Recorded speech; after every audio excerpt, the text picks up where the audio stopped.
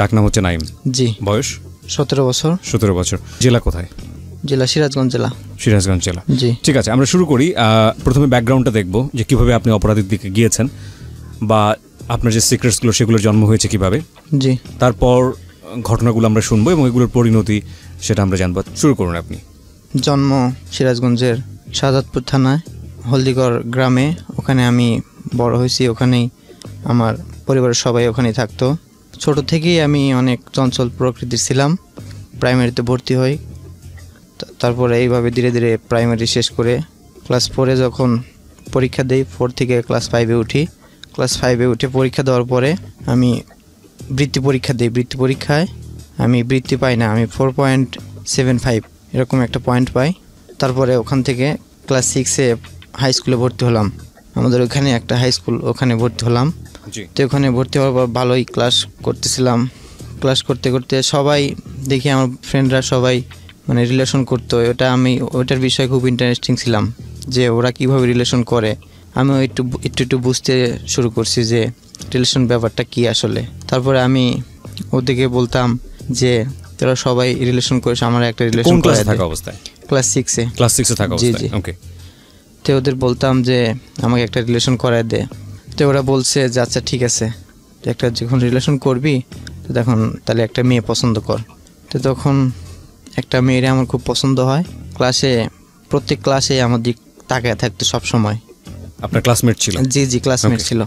ওর নামটা ছিল মিম। ওকে। সবসময় তাকায় থাকতো। আমি এই জিনিসটা বুঝতাম না যে কিসের জন্য তাকায় থাকতো।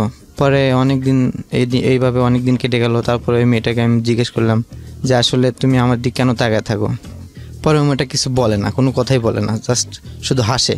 তো আমি ফ্রেন্ডের সবাইকে এই কথা বললাম যে ও তো কিছুই বলে না। পরে ওরা বললো যে মেয়েটাকে তোকে আসলেই বোধহয় ভালোবাসে, এই কারণে মানে কিছু বলতে চাইতেছে না এখনই।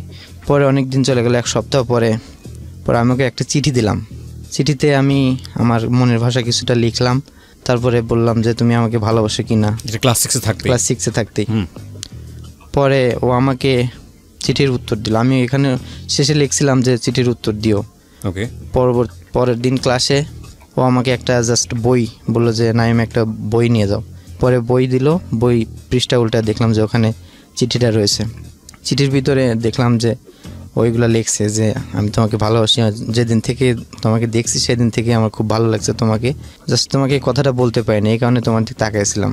এইভাবে আমাদের রিলেশনটা মোটামুটি ভালোই কাটতেছিল। চিঠি আদান প্রদান করতাম, SMS লিখতো। মানে ও কি এগ্রি করে নিল, মানে সম্মত হলো আপনার সঙ্গে? জি। ও আমাকে মানে ছন্দ লিখতো, সুন্দর সুন্দর ছন্দ লিখতো, আমিও ছন্দর রিপ্লাই দিতাম। এইভাবে করে রিলেশনটা ক্লাস 7-এর দিকে যায়। আমাদের ক্লাস সিনিয়র এক বড় ভাই ক্লাস 10-এ তখন পরীক্ষা দিবে আর কি। ওই বড় ভাই আমাকে একদিন ডাক দিল যে না এমনি দিকে আসো, শোনো। বললো যে তোমার মিমের সাথে কি সম্পর্ক। পরে বললাম ভাই যে ও আমাকে ভালোবাসে, আমি ওকে ভালোবাসি। পরে ও বললো যে তোমাকে এইবার জাস্ট বারণ করতেছি যে ওর সাথে ফার্দার আর কখনো কোনো কথা বলবে না, যদি কথা বলো তাহলে তোমার সমস্যা হবে, জাস্ট এটুকুই বলে দিল। তারপরে আমি মিমকে এসে বললাম যে দেখো বড় ভাইটা এরকম এই কথা বললো, তো তাহলে তুমি কি করবা। পরে ও বললো যে আমি তো বড় ভাইটাকে আমি ভালোবাসি না, আমি ভালোবাসি তোমাকে। ও সে যাই। বড় ভাইটা কে ছিল? ক্লাস 10-এ সিনিয়র বড় ভাই আর সিনিয়র এক বড় ভাই। জি। খুব মানে নেতা টাইপের একটা লোক ছিল, তো সেই কারণে ও আমাকে বললো যে যাই হোক আমি তোমাকে ভালোবাসি, তুমিও আমাকে ভালোবাসো, যাই হওয়া যাক আমাদের রিলেশনে কিচ্ছু হবে না, তুমি শুধু অটল থেকো। পরে আমি বলছিলাম আচ্ছা ঠিক আছে। পরে একদিন আমাকে নিয়ে যাওয়ার পরে বলে যে তোরে না বলছিলাম যে ওর থেকে দূরে থাকতে, ওর সাথে কথা না বলতে। পরে ও আমাকে মানে একটা থাপ্পড় দেওয়ার পরে আমি ওখান থেকে চলে আসি। আসার পরে স্যারকে বলি স্যার বড় ভাইটা আমার মারছে। পরে বললো যে কিসের কারণে মারছে। অন্য কথা বলি, ওই রিলেশনের ব্যাপারটা আমি হাইড করে রাখি, ওখানে বলি না, অন্য ব্যাপার বলি। তো পরে স্যার আর কিছু বলে না, ওই বিষয়ে স্যার আর কোনো ডিসিশন নেয় না। পরে ওই মেয়েটা একদিন স্কুলে আসে, সেদিন আমিও ছিলাম ওর সাথে। আমি তারপরে কন্টিনিউয়াস যোগাযোগ তেমন একটা করতাম না, শুধু দেখা করতাম, কথা বলতাম না। আচ্ছা। এরকমভাবে কাটতে থাকলো। তো হঠাৎ একদিন শুনলাম যে ওই বড় ভাইটা, সিনিয়র যে বড় ভাই, সেই ছেলেটা ওই মিমকে ধরে একটা কিস করছে সবার সামনে, ক্লাসরুমের ভিতরে যায় সবার সামনে একটা কিস করছে। ওকে। সেই কথাটা ও স্যারকে গিয়ে বলছে। স্যার বলছে আচ্ছা ঠিক আছে, কোন বড় ভাই তুমি আমার দেখাই দিও। পরে দেখাই দিছিল। স্যার এই বিষয়ে খুব একটা কেয়ার করে নাই, কেয়ার করে নাই। পরে জাস্ট এইভাবে কাটতে থাকলো, আমি তো ওকে ভালোবাসি, এইভাবেই সময় যেতে থাকলো। কিন্তু আসলে কথা বলাটা হয় না, শুধু মানে দেখা এইটাই আর কি। যে ফার্স্ট রিলেশন ছিল তো এই কারণে বলতে পারিনি। অনেক দিন করলাম, ক্লাস 8-এ উঠে আর একটা মেয়েকে পছন্দ হলো। জি, সেই মেয়েটাকে আমি আমার একটা ফ্রেন্ডকে বললাম, আমি নিজে প্রপোজালটা না দিয়ে আমার একটা ফ্রেন্ডকে বললাম যে মেয়েটাকে ভালো লাগে। মেয়েটার নাম ছিল মুনজিলা। তো ওকে বললাম যে দোস্ত মেয়েটাকে তো খুব ভালো লাগে, তো ওকে আমার সাথে রিলেশন করবে। ও বললো যে ওকে বল, গিয়ে বল, তারপরেই দেখিস নি, ও বলবে যে আচ্ছা ঠিক আছে রিলেশন করবে।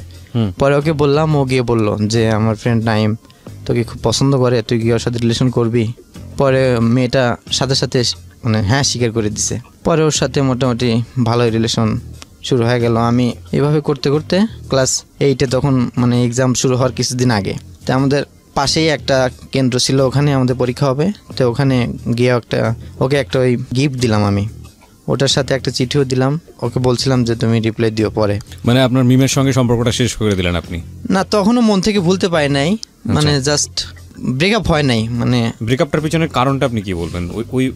ওই যে ঘটনাটা আপনি বললেন ওই ঘটনাটাই ছিল নাকি? জি, ওই ঘটনাটাই আমার মনে খুব প্রভাব ফেলছে এই ঘটনাটা। এটার জন্য তো মিম দায়ী ছিল না? জি, আমি ওই ছেলেটাকে দায়ী ছিল, কিন্তু আমার কিছু করার ছিল না, কারণ ওই ছেলেটা একটু মানে দুষ্টু টাইপের, একটু টাইপের ছিল। ঠিক আছে, সেই কারণে আমি ওই রিলেশনটাতে আর আগিয়ে নিই। তারপরে ওর সাথে কথাবার্তা হয়। তারপরে স্কুল ক্লাস 8-এ পরীক্ষা দিলাম। পরীক্ষা দিয়ে জাস্ট মোটামুটি দিনগুলো ভালোই কাটছিল। পরীক্ষার পরে আমরা প্রাইভেট থেকে সবাই মিলে নৌকা ভ্রমণ পিকনিকে গেলাম। তো পিকনিকে যাওয়ার সাথে কথা হলো, অনেক কথাই হলো। ওর ফোন নাম্বারটা চাইলে ও বললো যে আমার কোনো পার্সোনাল ফোন নেই, তুমি এমনি আমার সাথে দেখা করে কথা বলবা। তারপরে ওখান থেকে হলো কি যে আমাকে বাড়ির কেউ দেখতে পারতো না, আমার চাচা চাচিরা আমাকে দেখতে পারতো না। এই কারণে আমার আব্বা আম্মা সবাই সিদ্ধান্ত নেয় যে বাড়িতে আর থাকবো না, মানে মনের দুঃখে সবাই বলে যে ঢাকায় চলে যাব। পরে 2015 সালের ডিসেম্বরের দিকে আমরা সবাই ঢাকায় চলে আসি। ঢাকার আশুলিয়া, সাভার আশুলিয়াতে জামগড়া আছে না, ওইখানে আমার এক ভাইয়ের বাসা ছিল। তো ওইখানে ভাইয়ের সাথে যোগাযোগ করে ওখানে একটা আমরা বাসা নেই, ফ্যামিলি বাসা নেই। তো ওখানে থেকে আমরা ভালোই দিনকাল কাটতেছিল। ওখানে ক্লাস 10-এ এসে এখানে ভর্তি হলাম ঢাকা গাজীচট AM high school and college, ওখানে ভর্তি হলাম। ওখানে ক্লাস করতে শুরু করলাম। তো নতুন স্কুলে যাই, আমার তেমন ফ্রেন্ড নাই। একটা ফ্রেন্ড অল্প কিছুদিনের মধ্যে একটা ফ্রেন্ড হলো, নাম ছিল মুন্না। ওর সাথে ভালোই সম্পর্ক হলো, পড়াশোনা মোটামুটি ভালোই কাটতেছিল। তারপরে একটা মেয়ের সাথে মানে সম্পর্ক বলতে কি, মানে একটা মেয়েকে খুব পছন্দ হয় আমার। ওই মেয়েটা আমার দিক তাকায় থাকতো ক্লাসে। আমি আর একটা ফ্রেন্ড, ওর নাম ছিল সাব্বির। তাই আমি ওকে বললাম যে তুই যেভাবে ওর সাথে আমার রিলেশন করাই দিবি। ও আমার মানে অতীতের কথা কিছু জানতো না। তো ওকে বললাম, তো বললো যে আচ্ছা ঠিক আছে। ও বললো যে তাহলে ওর নাম্বার আছে, তাহলে ওর নাম্বারটা তুই নে। পরে ওর নাম্বারটা দিল, আমি ওকে ফোন দিলাম। অনেকদিন ফোন দেয় কিন্তু ফোন রিসিভ করে না। এরকম করে 1 সপ্তাহ কেটে গেল, ফোন রিসিভ করে না। তারপরে একদিন হঠাৎ করে ফোন রিসিভ করলো। তারপরে বলল কে? আমি বললাম যে আমি মাহমুদুল হাসান নাইম। বলল কি আপনার বাসা কোথায়? মানে প্রথম চিনে না আর কি। তারপর সব কিছু বললাম। পরে আমাকে চিনলো যে ও ঠিক আছে। পরে অনেক কথা বলতে পরে আমি ওকে মানে প্রপোজ করি যে আলেবে আমি তোমাকে ভালোবাসি। তো ও বললো যে সম্পর্ক তো এত তাড়াতাড়ি হয় না, যাই হোক তুমি বলছো আচ্ছা আমি ভেবে দেখতেছি। পরে আমি বলছি যে ভাবির কিছু নাই, তোমাকে আমি ভালোবাসি, জাস্ট এটাই সত্যি, তুমি এখন কি বলো?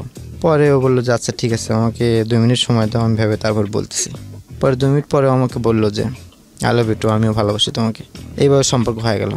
সম্পর্ক হওয়ার পরে সম্পর্ক মোটামুটি ভালোই কাটতেছিল।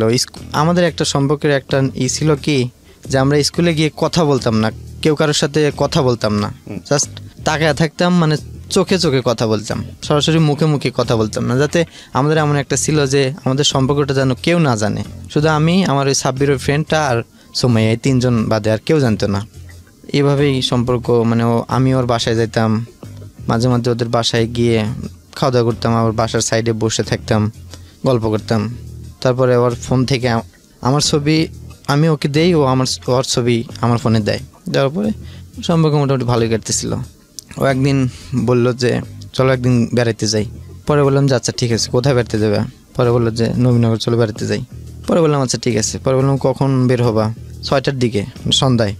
পরে বললাম যে তোমার কোনো সমস্যা হবে না? কয় না, আমি বলছি যে আমার একটা বান্ধবীর সাথে বই কিনতে যাবো একটা, এই কথা বলে বাড়ি থেকে বের হবা। পরে বললাম আচ্ছা ঠিক আছে। পরে ও আমাকে ফোন দিল, বাসার সামনে ওইদিকে একটা রিক্সা নিয়ে দাঁড়াইছিলাম, ওর সাথে চলে আসলাম।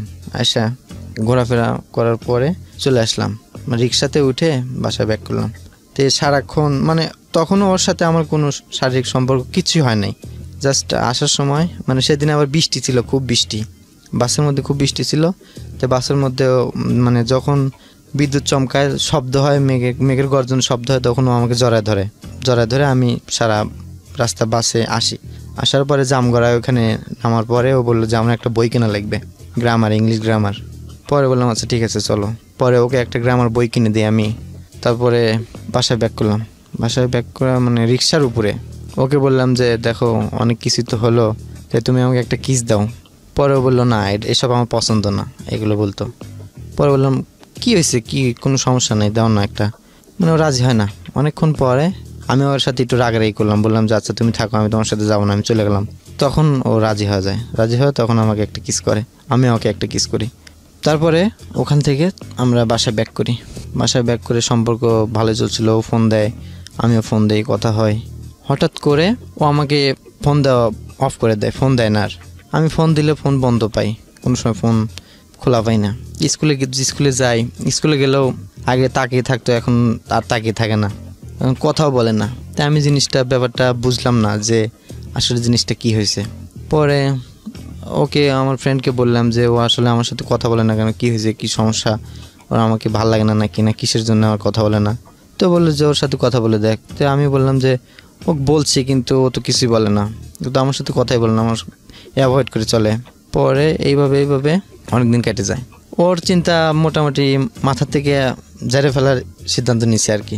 তো আমার যে ফ্রেন্ড ছিল মুন্না, ওর সাথে এমন কোনো কথা নাই, এমন কোনো কাজ নাই যে করি না আমরা দুজনে একসাথে, সবই করতাম। মানে সিগারেট খাওয়া, বাসায় মানে স্কুলে না গিয়ে বাসায় আড্ডা দেওয়া, আমি সব কাজ ওর সাথে করতাম। মানে স্কুলে না যেয়ে ঘোরাফেরা করতাম, সিনেমা হলে ছবি দেখতাম। তারপরে আবার ঈশাতে যাইতাম নবীনের ওইখানে, মানে ওই খারাপ মেয়েরা থাকতো, ওদের নিয়ে ছবি দেখতাম, ওদের সাথে খারাপ অ্যাফেয়ার করতাম, মানে খারাপ সম্পর্ক আর কি, এগুলো করতাম। মাঝে মধ্যে আমরা স্কুল মিস করে ওগুলো করতাম। এমন একটা কাজ করতাম যে সেই কাজটা আপনি শুনলে আপনি অবাক হয়ে যাবেন। স্কুলের যে মানে বেতন আদায়ের রসিদটা না, সেইটাতে আমরা কি করতাম, মানে মূল কপি আর কি, ওইটাতে আমরা জাস্ট বাড়ায় লিখতাম। এটা বাড়ি থেকে নিতেন? জি, ওটা বাড়ি থেকে নিতাম, মানে নিজের পার্সোনাল খরচের জন্য। তো আমি টাকা পয়সা খুব একটা তেমন নিতাম না, মানে আমি বাড়িতে টাকা চাইলে বলতো যে যা টাকা হয় তোর আব্বু যা দিয়ে আসবেন, এরকম কথা বলতো। ওকে। তখন মানে মুন্না এসে বলতো যে আন্টি এই বিষয়ে টাকা লাগবে, ও টাকা দিতে হবে। পরে মুন্নার কথা বিশ্বাস করে ও টাকা মানে বাড়ি থেকে টাকা দিত। তখন টাকা নিয়ে আমরা হলে ছবি দেখতে যাইতাম, ঘুরতে যাইতাম, এই বিভিন্ন খারাপ জায়গায় যাইতাম আর কি। ওকে। আরেকটা ফ্রেন্ড ছিল, ওই ফ্রেন্ডের নাম হচ্ছে কাউসার। অনেক দিন আগের থেকেই বলছে যে আমরা মানে আমাকে এইভাবে মানে এই খারাপ কাজটা করান লাগবে আর কি। ওর খুব ইচ্ছা ছিল যে এই কাজটা করার। যে আমি বলছিলাম আচ্ছা ঠিক আছে, পরীক্ষা এসএসসি পরীক্ষা। মানে এর আগে আপনি নিজে ইনভলভ ছিলেন এই কাজটাতে? জি, মানে আমি অনেক আগে থেকে এইসব কাজ করতাম আর কি। ওকে। তো আমি ওদের বলছিলাম, ও এইসব মানে আমার এই বিষয়ে উৎসুক হয়েছিল। পরে বলছিল যে আমরা যাব। পরে আমি ওকে বলছিলাম যে আচ্ছা ঠিক আছে, এসএসসি পরীক্ষাটা শেষ হোক তারপরে আমরা যাব। পরে পরীক্ষার পরে আমরা গাজীপুর চৌরাস্তায় একটা মানে আবাসিক হোটেল আছে, ওইখানে ওরা ফার্স্ট এই কাজ এর আগে কোনোদিন করে না। মুন্না করছে কিন্তু কাউসার কোনোদিন করে নাই। পছন্দ করার পর আমি ওই মানে ওখানে একটা ম্যানেজার ছিল, ওই ম্যানেজারটার নাম ছিল ছোট ভাই। তো ওর সাথে আমার খুব ভালো সম্পর্ক, কারণ আমি আগেও যাইতাম, আমি প্রত্যেক মাসে 2 বার করে যাইতাম, এরকম রেকর্ড ছিল, 3 বারও যাইতাম। তো ওর সাথে করার পরে ওকে ঢুকায় দেই, আমি আর মুন্না বাইরে বসে থাকি। তো ঢুকায় দেই মানে বেশি না 10 মিনিট পরেও বের হয়ে আসে, মানে মন টন খারাপ। পরে ওকে জিজ্ঞেস করলাম যে কি হয়েছে। পরে বললো যে মেয়েটা ভালো না, মেয়েটা আমার সাথে খারাপ ব্যবহার করছে। পরে ও রাগ হয়ে বাইরে বের হয়েছে, আমাকে বলছে যে না মেয়েটা কীরকম মেয়ে দিলে যে আমার সাথে এরকম খারাপ ব্যবহার করলো। পরে আমি ছোটো ভাইকে বললাম যে তোমার খবর আছে, তোমার টাকা দেবো না, তোমার এতদিন ধরে সিনিয়র আমার একটা নতুন ফ্রেন্ড আছে, আমি বলছিলামও যে ও যেন ওর সাথে যেন ভালো ব্যবহার করে, তাও তুমি এরকম করলা। পরে বললো যে আচ্ছা ঠিক আছে আমি দেখতেছি। পরে আমার ফ্রেন্ডের খুব রাগ, মানে আমাকেও বকাঝকা করতেছে যে তোমার বিশ্বাস করে তোমার এখানে আসলাম আর তুমি এরকম কাজ করলা। পরে গিয়া আবার মেয়েটাকে বুঝায় তারপরে করছে। তারপরে ওখান থেকে চলে আসি, আসার পরে এসএসসি পরীক্ষা দেওয়ার পরে বাড়িতে চলে আসি। আচ্ছা। ও সরি, একটা কথা বলতে ভুলে গেছি। এসএসসি পরীক্ষার আগ মুহূর্তে, মানে পরীক্ষা দেওয়ার আগ মুহূর্তে মুন্নার একটা ফ্রেন্ড ছিল, মেয়ে, নাম ছিল মুক্তা। জি। ওর সাথে খুব ভালো সম্পর্ক ছিল, যে কোনো বিষয়ে কথাবার্তা বলতো। পরে ওর ছবি দেখাইলো আমারে। পরে বললো যে দেখতো মেয়েটাকে কেমন লাগে। পরে বললাম তো মেয়েটা তো ভালোই। পরে বললাম যে কী হয়, কয় ফ্রেন্ড। পরে বললাম যে ওর সাথে রিলেশন করায় দে। মানে ও মেয়েটা সহজে রাজি হয় না, অনেক সুন্দর মেয়ে তো, সহজে রাজি হয় না। পরে আগে বললো যে আমি আপনাকে আগে দেখবো, তারপরে যদি হয় তাহলে করব, না হলে নাই। পরে ওকে বললাম আচ্ছা ঠিক আছে দেখা করবে, ঠিক আছে। পরে গিয়ে দেখা করলাম, মুন্নাকে সাথে নিয়ে দেখা করলাম। দেখা করার পরে আমি তো মেয়েরে দেখে পুরাই পাগল, মানে অসম্ভব সুন্দর চেহারা। ওর আমাকে পছন্দ হয়েছে কিনা জানি না, সেটা হয়তো পরে বলবে, কিন্তু আমার ওকে খুব পছন্দ হয়েছে। পরে বাড়িতে চলে আসলাম, বাসায় চলে আসলাম। আমি ওই মুন্নাদের বাসার থেকেই মানে এসএসসি পরীক্ষা দিছি, ওখানেই থাকছি, ওখানেই খাওয়া দাওয়া করছি মুন্নাদের বাসায়। খুব আমার ভালো ফ্রেন্ড ছিল আর কি। তে এইভাবে রিলেশন বলতে কি, ও আমাকে বলছে যে আমি একজনকে খুব ভালোবাসি, তে ও আমাকে ভুলে গেছে, অন্যজনকে বিয়ে করছে।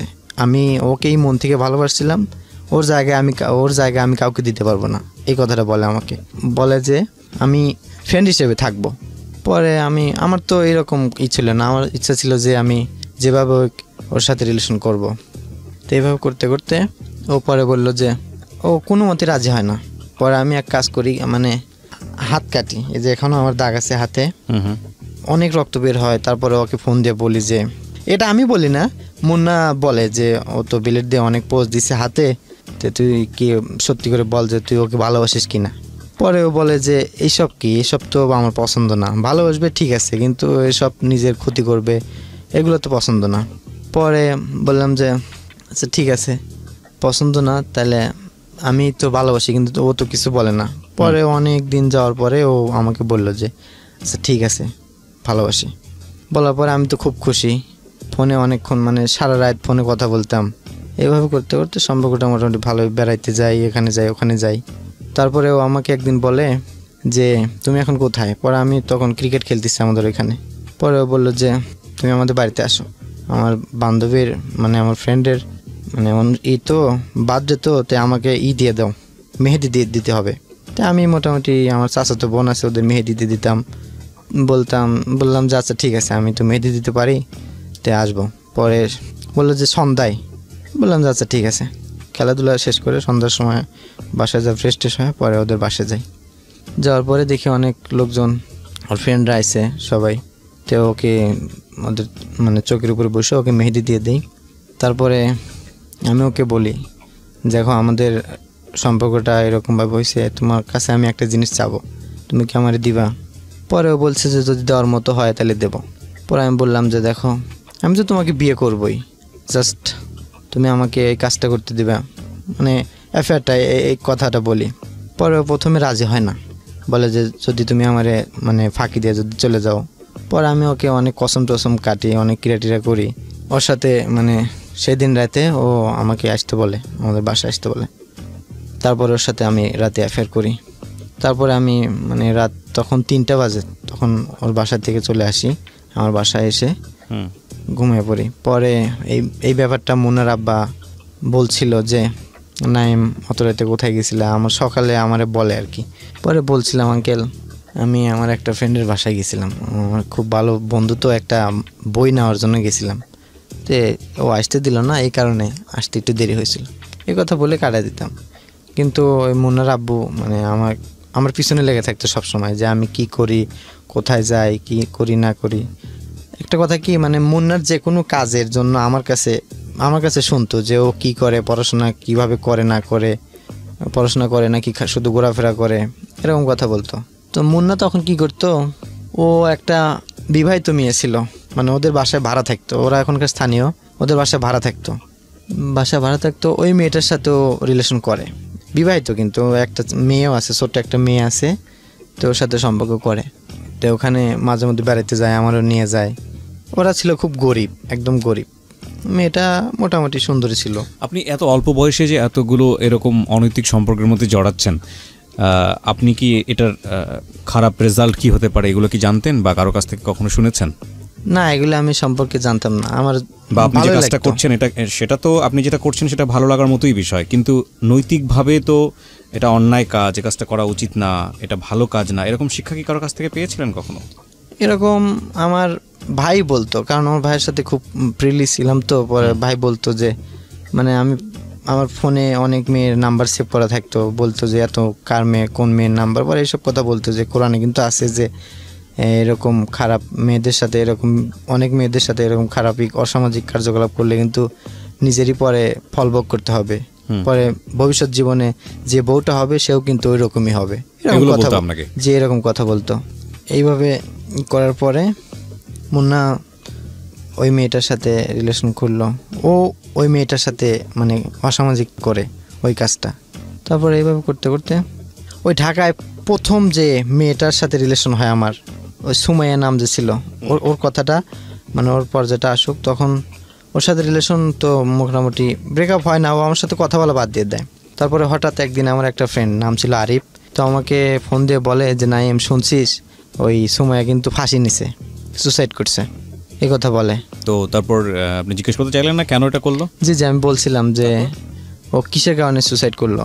পরে ও বললো যে আসলে হয়েছে কি, ও খুব জেদি ছিল। পরে শুনলাম যে ওর আব্বা আম্মুর সাথে কীরকম একটা পারিবারিক বিষয় একটা ঝগড়া হয়েছিল, এই কারণে কাউরে কিছু না জানায় রুমের ভিতরে যায় গলায় দড়ি দিছে। পরে এই কথাটা আমি এই সম্পর্কের কথাটা আমার বাসার সবাই জানতো, তখন ঢাকায় সবাই ছিলাম, তখন সবাই জানতো। পরে ভাইরে বলি যে ভাই এই কথা সময় তো এরকম ফাঁসি নিছে, তো ওর লাশটা কি দেখতে যাব। পরে ও বললো না, যাওয়ার দরকার নাই, কারণ যেহেতু তুই ওর সাথে রিলেশন করছিলি, হয়তো মানে পুলিশের আইন লোকের হয়তো কোনো একটা সমস্যা হবে, যাওয়ার দরকার নেই। তাই আমি ওখানে যাই না। ও মারা যাওয়ার পরে আমার অনেক কষ্ট লাগছিল, কারণ ঢাকায় এসে আমি প্রথম ওর সাথে রিলেশন করি, খুব খারাপ লাগছিল। ওর কারণেই, বিশেষ করে ওর কারণেই আমি আরও বিড়ি সিগারেট খাইতাম, বন্ধুবান্ধবের সাথে বাজে সময় কাটাইতাম, গাঁজা খাইতাম, মদ খাইতাম, এসব মানে সব খারাপ কাজে লিপ্ত হতাম আর কি, মনের দুঃখে যে আমার গার্লফ্রেন্ড এইভাবে আমাকে ছেড়ে চলে গেল। এই কারণে দেখে এইভাবে যাইতে যাইতে আমি ধীরে ধীরে খারাপের দিকে আরও অগ্রসর হতে থাকি, যত প্রকার খারাপ কাজ আছে এইভাবে করতে থাকি। তখন আমার মানে অপরাধ বোধটা নিজের মধ্যে ছিল না, বিবেক আসলে কী জিনিস সেটা আমি জানতাম না, যে আসলে এইসব অপরাধ করলে কি হবে না হবে এগুলো আমি জানতাম না, শুধু খারাপ কাজে লিপ্ত হতাম। তারপরে আর একটা কথা বলি, ঢাকায় ফার্স্টে যখন আমরা আসার পরে যে ভাইটার মানে যে বলছিলাম কথা, যে ওই ভাইটা মানে ভাইয়ের বাসায় থাকে আর কি, ওই ভাইয়ের একটা মেয়ে ছিল, মানে এমনি রক্তের সম্পর্ক না, এক ধরনের বাগ্নি ছিল আর কি, দুঃসম্পর্কের। আমি যখন পড়াশোনা, তখন ক্লাস 10 যখন ওখানে পড়াশোনা করতাম, তখন ওই সুমাইয়ার আগের আর কি, তখন ও আমার সাথে কথা বলতো, বিভিন্নভাবেই করতো। ও তখন ক্লাস 7 পড়তো। তখন আমি কিন্তু ওর মামা হই, এই বিষয়টা ওর মাথায় ছিল না। ও আমাকে বলতো যে মামা আপনি প্রেম করেন না, এরকম বিভিন্ন কথা বলতো। পরে আমি বলি যে দেখো, ওর নাম ছিল সাথী। পরে ওকে বলি দেখো, আমি কিন্তু তোমার মামা হই, তুমি যে কোনো কথা বলবে একটু সাবধান হয়ে বলো, সম্পর্কের দিকে একটু করে বলো। পরে বলছে আচ্ছা কোনো সমস্যা নেই। তারপরেও আমাকে বিভিন্ন কথা বলতো যে আমি একজনকে এরকম ভালোবাসতাম, তো ও আমাকে ছেড়ে গেছে, তো এখন আর একজনকে খুব পছন্দ হয়েছে কিন্তু বলতে পারতেছি না, এরকমভাবে আমাকে করে বলতো, উস্কা বলতো যে আমার কাছেই দাঁড়ায় আছে, অথচ আমার মনের কথা বুঝতে পারে না, এরকম বলতো। তো ও আমার সাথে প্রায় মানে দাঁড়াতে সামনাসামনি একদম গা ঘেঁষাঘেঁষি করে এসে দাঁড়া থাকতো, কথা বলতো। তা আসলে এই জিনিসটা আমি মানে ওই সময় আমার মামা ভাগ্নির পরিচয়টা মানে আমার মন থেকে হয়ে যায়, যে ও যখন চাইতেছে সম্পর্ক করার জন্য, আমি তো সব কিছুই বুঝতেছি যে ও আমার সাথে সম্পর্ক করার জন্য করে। পরেও আমাকে বলে যে নাইম আমি তোমাকে ভালোবাসি, আই লাভ ইউ, এরকম কথাটা বলে। এটা আপনার কত নম্বর সম্পর্ক ছিল তখন? এটা ঢাকা যায়।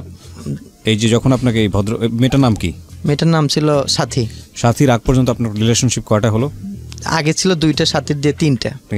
এবং এছাড়া অসংখ্য মেয়ের সঙ্গে আপনি অনৈতিকভাবে মিশেছেন। জি জি জি। বয়স কত তখন আপনার? বয়স তখন 14 বছর। 14 বছরে অসংখ্য মেয়ের সঙ্গে আপনি মিশেছেন। জি জি। আমি একটা জিনিস বুঝতে পারি না, এই বিষয়টা আমাদের সমাজে এতটা ভাইরাল কিভাবে হচ্ছে। মানে আমরা কি প্রপার এডুকেশন আমাদের ছেলেমেয়েদেরকে দিতে পারতেছি না, নাকি আমাদের এই যে এক ধরনের এটা সোশ্যাল ট্যাবু, মানে সামাজিকভাবে এইগুলো বিষয় নিয়ে কথা বলাটা আমরা এক ধরনের অন্যায় মনে করি যে কোনো জায়গাতেই, সেই ব্যাপারটা ওদেরকে মানে প্রপার এডুকেশন দিচ্ছেন। আসলে বিষয়টা কি? কারণ দেখুন, ওর যেই সামাজিক ব্যাকগ্রাউন্ড, সেই জায়গা থেকে আসলে এই ধরনের রিলেশনশিপে যাওয়াটা কিন্তু কঠিন, কারণ ওর যে ইকোনমিক স্ট্যাটাস সেই জায়গাটা থেকে আসলে খুব বেশি ইজি না। আপনি আপনার বাবা কি করতেন? জি, আমার বাবা লুঙ্গির ব্যবসা করত, কাপড়ের ব্যবসা করত। চিন্তা করে দেখুন, ওর বাবা একজন ব্যবসায়ী এবং খুব বড় মাপের ব্যবসায়ী না।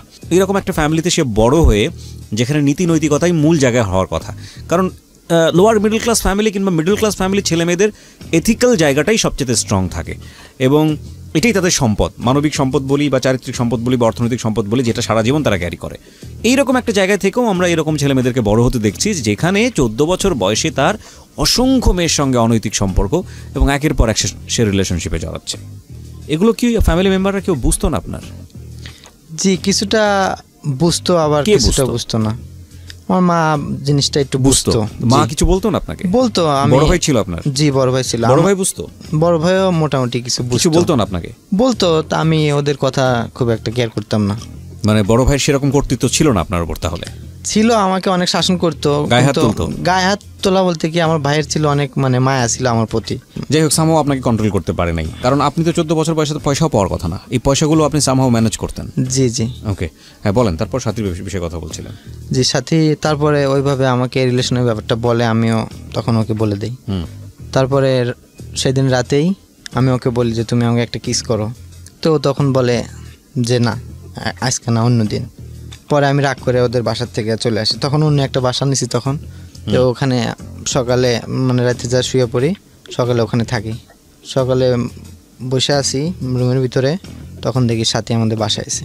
আসার পরে রুমে ঢুকছে। আমার রুমে তখন কেউ ছিল না, আমি এমনি বসে ফোন টিপতেছিলাম। তখন এসে ও বলে যে রাতে কিস করতে চাইলে না, এখন কিস করো। পরে তখন আমি ওকে একটা কিস করি। মিন টাইম তখন 1 সেকেন্ড যদি একটু মানে লেট হয়, তাই আমার আব্বু তখন ওই জিনিসটা দেখে ফেলে, কিন্তু সেই সময় আমরা মানে দুজন আলাদা হয়ে যায়, সরে পড়ি। ওকে। তখন করার পরে মানে ও তারপরে বাসায় চলে আসে। আসার পরে ওর সাথে মোটামুটি ওদের বাসায় সব সময় থাকতাম, যখন দেখা হতো তখনই কিস করতাম, কিন্তু ওই খারাপ অনৈতিক সম্পর্কে তখনও এখন জড়াই নেই। ওকে একদিন বললাম যে তোমার সাথে আমি এটা করব। পরে বললো যে ঠিক আছে। ও একদিন সময় দিল যে 14 ফেব্রুয়ারি। বললাম আচ্ছা ঠিক আছে। 14 ফেব্রুয়ারি রাতে তো ওর আব্বু আম্মু, ওর ভাই, ওর একটা বড় ভাই ছিল আর ছোট 2টা ভাই ছিল, ওর আর আব্বু আম্মু ছিল। সবাই, ও আসলে বাসায় একা থাকতো সব সময়, আর ওর সবাই গার্মেন্টসে চাকরি করতো। সেই জিনিসটা আমার ছিল প্লাস পয়েন্ট। আমি যখনই যাইতাম ফ্রি পাইতাম, একা একা পাইতাম। জি, সবসময় ওর সাথেই করতাম। পরে একদিন ওই 14 ফেব্রুয়ারি রাতে ওদের বাসায় ছিলাম, আমার আব্বু আম্মু সবাই ছিল, ওরা সবাই ছিল। পরে ওরা বলে যে, ওর আব্বু আম্মু বলে যে একটু বাজারে যাব, বাজারে যা অনেক জিনিসপত্র কেনা লাগবে, তো সাথী তুই রুমের ভিতরে পর, বাইরে থেকে দরজা লাগাই দে, বাইরে থেকে তালা দিয়ে দিই। বাড়ি থেকে তালা দিয়ে দেয়, ওর আব্বু আম্মু সবাই বাজারে চলে যায়। তো এই মুহূর্তে আমি বাড়িতে চলে আসি। বাড়িতে চলে এসে আব্বু আম্মু সবাই চলে আসে, এসে খাওয়া দাওয়া করি। এশার তো একটু পরেই, এশার আজানের নামাজ টামাজ পরে একটু পরই খাওয়া দাওয়া করে আমি আর বাড়িতে মানে 1 সেকেন্ডও দেরি করিনি, সাথে সাথে আমি ওদের বাসায় চলে আসি। আসার পরে তো বাইরের থেকে তালা দেওয়া ছিল। পরে ওকে বললাম যে তোমার সাথে যে চাবি আছে ওই চাবিটা দাও, আমি এইটা খুলি, দরজাটা খুলি, তালাটা খুলি। পরে ওর কাছ থেকে চাবিটা নিয়ে তালাটা খুলে ভিতরে ঢুকে পড়ি, ঢুকে আবার তালা দিয়ে দিই ভিতর থেকে। তো ওর সাথে ওই অসামাজিক কার্যকলাপে লিপ্ত হই আর কি। ওর আব্বু আসে, ওর আব্বু এসে দরজা নক করে। পরে আমি তখন কী করবার বুঝতে পারি না, তখন আমি মানে চোখের নিচে মানে লুকিয়ে থাকি আর কি। থাকার পরে আর আব্বু এসে বলে যে কি পড়তেছিস নাকি? পরে বলে যে হ্যাঁ পড়তেছি। আমার তো ভয়ে একদম মানে গলা টলা শুকিয়ে গেছে যে এখন কী কাজ করি। হঠাৎ যদি মানে চোখের নিচে যে একটু দেখে, উকি মেরে দেখে, তাহলে তো শেষ।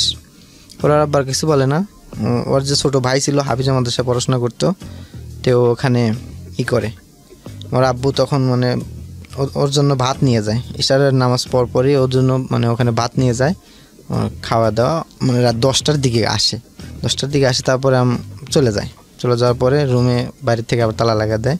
আমি ভিতরে থাকা অবস্থায় আবার অনেকবার ওর সাথেই হয়, গল্প টল্প করি, টিভি দেখি, বিভিন্ন ইটি করে তারপরে চলে আসি ওখান থেকে। এইভাবে ওর সাথে প্রায় 2-3 মাসের মতো ওর সাথে আমার সম্পর্ক ছিল। তারপরে ও কী কাজ করতো, ও আমার ফোন নিয়ে বিভিন্ন রং নাম্বারে কথা বলতো, আমার সাথে সম্পর্ক করতো, বিভিন্ন ছেলের সাথে রং নাম্বারে কথা বলতো। তারপরে ওর একটা ফুফাতো ভাই ছিল, একদিন ওদের বাড়িতে আসার পরে মানে সবাই জানতো যে ফুফাতো ভাই, খালাতো বোন, কি সম্পর্ক, ভালো সম্পর্ক, কি আর করবে, জিনিসটা সবাই অত কেয়ার করে না। একদিন ওই সাথী রুমে শুয়েছিল, পরে ওর ফুফাতো ভাই ও আসে মানে ওর সাথে খারাপ করে আর কি। করার পরে অনেক দিন মানে বুঝতে পারে না এই জিনিসটা আর কি। অনেকদিন পরে সাথী তখন প্রেগনেন্ট হওয়ার পরে তারপরে ওর বাবা মা যখন টের পায়, পরে ও সব কিছু ওর বাবা মাকে বলে যে এই কারণে এটা হয়েছে। তখন জিনিসটা ওরা মানে বড় পর্যায়ে চলে যায় যে এখন কী করবে। পরে ওই সাথী ওর আব্বা মুখ সব কিছু বলার পরে ওরা সব মানে ওই ছেলেটাকে করে আর কি, যে যা হওয়ার হয়ে গেছে, এখন আমার মেয়েকে বিয়ে করো। পরে ওই ছেলে আর ওই মেয়েকে বিয়ে করে না, মানে অনেক টাকা দেওয়ার কথা বলে যে 5 লাখ টাকা দেবো, তারপর আমার মেয়েটাকে নাও, কারণ এত বড় একটা সর্বনাশ করছে, এখন লোক সমাজে মুখ দেখাবো কী করে, আমাদের একটা মান সম্মান আছে না। ও তারপরে ও নিষেধ করে, বলে না। পরে ওদের ডিভোর্স হয়ে যায়, ডিভোর্স পেপার মানে বিয়ে হয়, কিন্তু ও মানে থাকে না সাথীর কাছে, রাতে মানে থাকতো না। হওয়ার পরে মানে 2 দিনই পরে আবার ডিভোর্স দিয়ে দেয়। তারপরে চলে আসে। ওই বাচ্চাটা যে ছিল, ওই বাচ্চাটা পরে হাসপাতালে যা নষ্ট করে ফালায় দেয়। তারপরে ও বিভিন্ন ছেলের সাথে ওইভাবে কথা বলতো, ওর সাথেও কথা বলতো। তারপরেও মানে যে ও যে বিয়ে করে না ওর ফুফাতো ভাই, তারপরে ওর সাথে কথা বলতো, আর ও বিভিন্ন ছেলের সাথে কথা বলতো। একদিন ওর আব্বু পকেট থেকে ও টাকা চুরি করছে, 500 টাকা নিছে। মানে ওর আব্বু ব্যবসা করতো, ওই মানে পাড়া মহল্লায় দুধ বিক্রি করতো, এই ব্যবসা করতো। মানে দুধ আনার, সকালে দুধ আনতে যাবে, সেই টাকা থুয়ে দিছে, 5000 টাকা থুয়ে দিছে। ওইখান থেকে 1000 টাকা নিছে। ও 1000 টাকা নিছে, হ্যাঁ 1000 টাকা নিছে, আর ছিল 4000 টাকা। পরে ওর আব্বু বলছে যে এখান থেকে টাকা নিছিস কে? পরে ও না স্বীকার করে। ওই টাকা দিত আমারে, মানে টাকা নিয়ে আমি বিভিন্ন বাজে পথে খরচ করতাম। একবারও সাথে ওই মানে ওর আব্বুর পকেট থেকে আবার একদিন টাকা চুরি করে 1000 টাকা। পরে ওর আব্বু বলে যে এই টাকা নিছিস কেন? ওরে খুব মারার পরে ও স্কুলে যায়, কিন্তু সেদিন মানে কাপড় চোপড় গোছায়া একটা ছেলের সাথে পলায় যাবে, এই কারণে বাড়ি থেকে বের হয়। মানে সন্ধ্যা হয়ে যায়, তারপর বাড়িতে আসে না, অনেক খোঁজাখুঁজি হয়, তারপরে বাড়িতে আসে না। রাতের বেলা আমরা আব্বু আম্মু সবাই খোঁজাখুঁজি করার পরে দেখি যে ও বাড়িতে এক সাইডে বসে আছে, ব্যাগে মানে কাপড় চোপড় যে ব্যাগটা নিছে ওখানেই বসে আছে। পরে সবাই আনার পরে অনেক বুঝান আর বড় ভাই, ওর নাম ছিল সবুজ, ওকেও খুব মারধর করার পরে রাতটা, তারপরে আমরা বাসায় চলে যাই সবাই। তারপরে সকালে সবাই যার যার মতো অফিসে যায়, কাজে যায়। ও তখন ওই সুযোগে গলায় দড়ি দিতে যায়। তো ওই সময় ওর আব্বু দেখে বলে, পরে ও আর মানে সুসাইড করা হয় না, মানে ওই সময় বেঁচে যায়। তো এইভাবে করতে করতে কিছুদিন পরে মানে ওই মেয়েটা এখন অন্যরকম অবস্থা হয়ে গেছে, তখন ওই মেয়েটাকে বিয়ে দিয়ে দেয়। ওই জায়গায় একটা ভালো একটা ছেলে দেখে বিয়ে দিয়ে দেয়। তো যাই হোক, ওর স্টোরি এখানে শেষ। তারপরে ওর সাথে, তারপরেও বিয়ের পরে ওর সাথে আমার অসামাজিক কার্যকলাপ হয়েছে অনেকবার, বিয়ের পরেও হয়েছে। তারপরে এইভাবে করতে করতে ওখান থেকে এসএসসি পরীক্ষা দিয়ে চলে আসার পরে যে মুক্তার কথা বললাম, ওই মেয়েটা, ওর সাথে আমার কন্টিনিউ চলতেছিল। বিভিন্ন মানে প্রত্যেক দিন রাতে কথা বলতাম, সব কিছু বলতাম যে খাওয়া দাওয়া করছো নাকি, সব কিছু বলতাম। তারপরে ওইখানে আবার এসএসসি পরীক্ষা দেওয়ার পরে অনেক লম্বা একটা ছুটি থাকে, ওই সময় বাড়ির থেকে কাজ করতাম, এই পেইন্টিংয়ের কাজ, মানে রং মিস্ত্রি আর কি। তো আমাদের ওইখানে একটা নতুন একটা ব্রিজ উদ্বোধন, মানে ব্রিজের কাজ, আমাদের একটা কন্ট্রাক্টর আছে, তিনি একটা ব্রিজের কাজ নেওয়ার পরে ওখানে কাজ করি আর কি। মানে উপরে যে মানে বাল্বগুলো লাগায়, পিলার আছে না, ওই পিলারে রং করা। তো ওখানে কাজ নেওয়ার পরে কাজ করতে যাই, দৈনিক কাজ করি। তো ওখান থেকে 3টা মেয়ে ওখানে করে প্রত্যেক দিন মানে প্রাইভেট পড়তে যায়। পরে আমার একটা ফ্রেন্ড যে কাজ করতো আমার সাথে, অনেক বাইকে বলি যে ভাই ওই মেয়েটাকে তো খুব পছন্দ হয়, তো ওর নাম্বারটা কীভাবে নেবো? পরে কয় একদিন কথা বলে দেখিস, নাম্বার দিয়ে দিবি। পরে ওই মেয়েটা একদিন যাইতেছে, 3 জন বান্ধবী যাইতেছে। তারপরে ওদের বলি দাঁড়াও, ওদের একটা বান্ধবীকেই বলি যে তোমার নাম কি?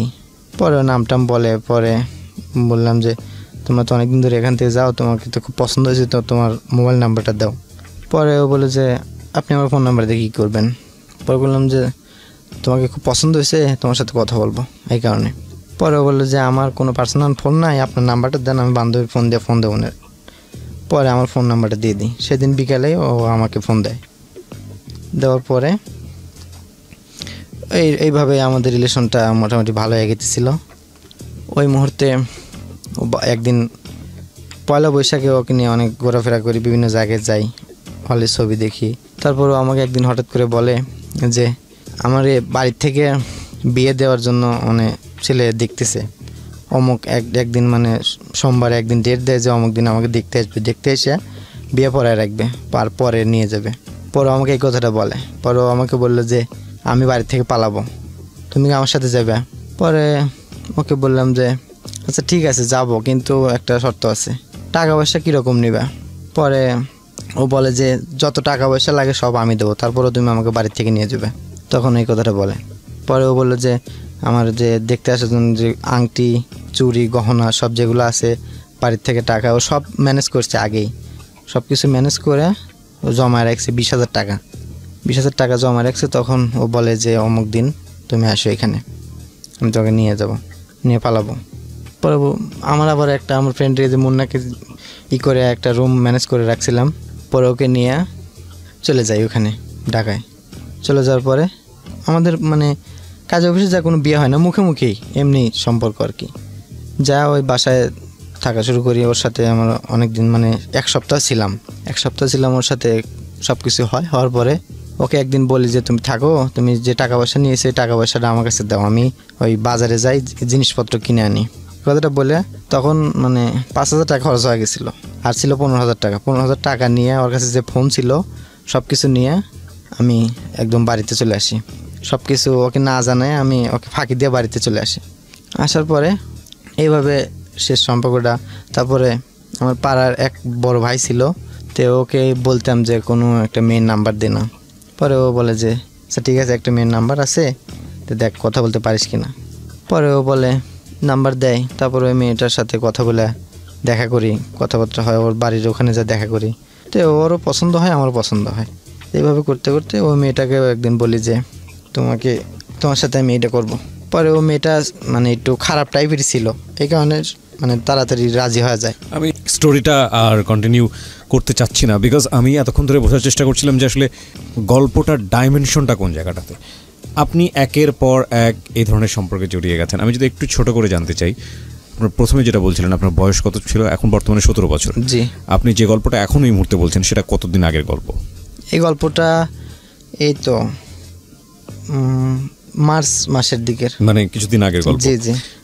আপনি এরকম কতগুলো অনৈতিক সম্পর্কে জড়িয়েছেন, যদি সংখ্যার দিক থেকে বলতে বলি আনুমানিক? অনেক হবে, তার মানে ধারণা নাই। তারপরেও মনে করেন যে 30-40টা এরকম এই সম্পর্কের মধ্যে জড়িয়েছেন। জি জি। আপনি এত অল্প বয়সে, আপনি পরিণত বয়সী হননি। 18 বছর যদি একটা পরিণত বয়স ধরে নেই, সেই বয়সে আপনি জাননি, তার আগে আপনি এতগুলো অনৈতিক সম্পর্কে জড়ালেন। প্রপার এডুকেশন এই বিষয়ের উপরে এটা কি আপনার আছে? আপনি কোথা থেকে জেনেছেন? কোথা থেকে পড়ার চেষ্টা করেছেন?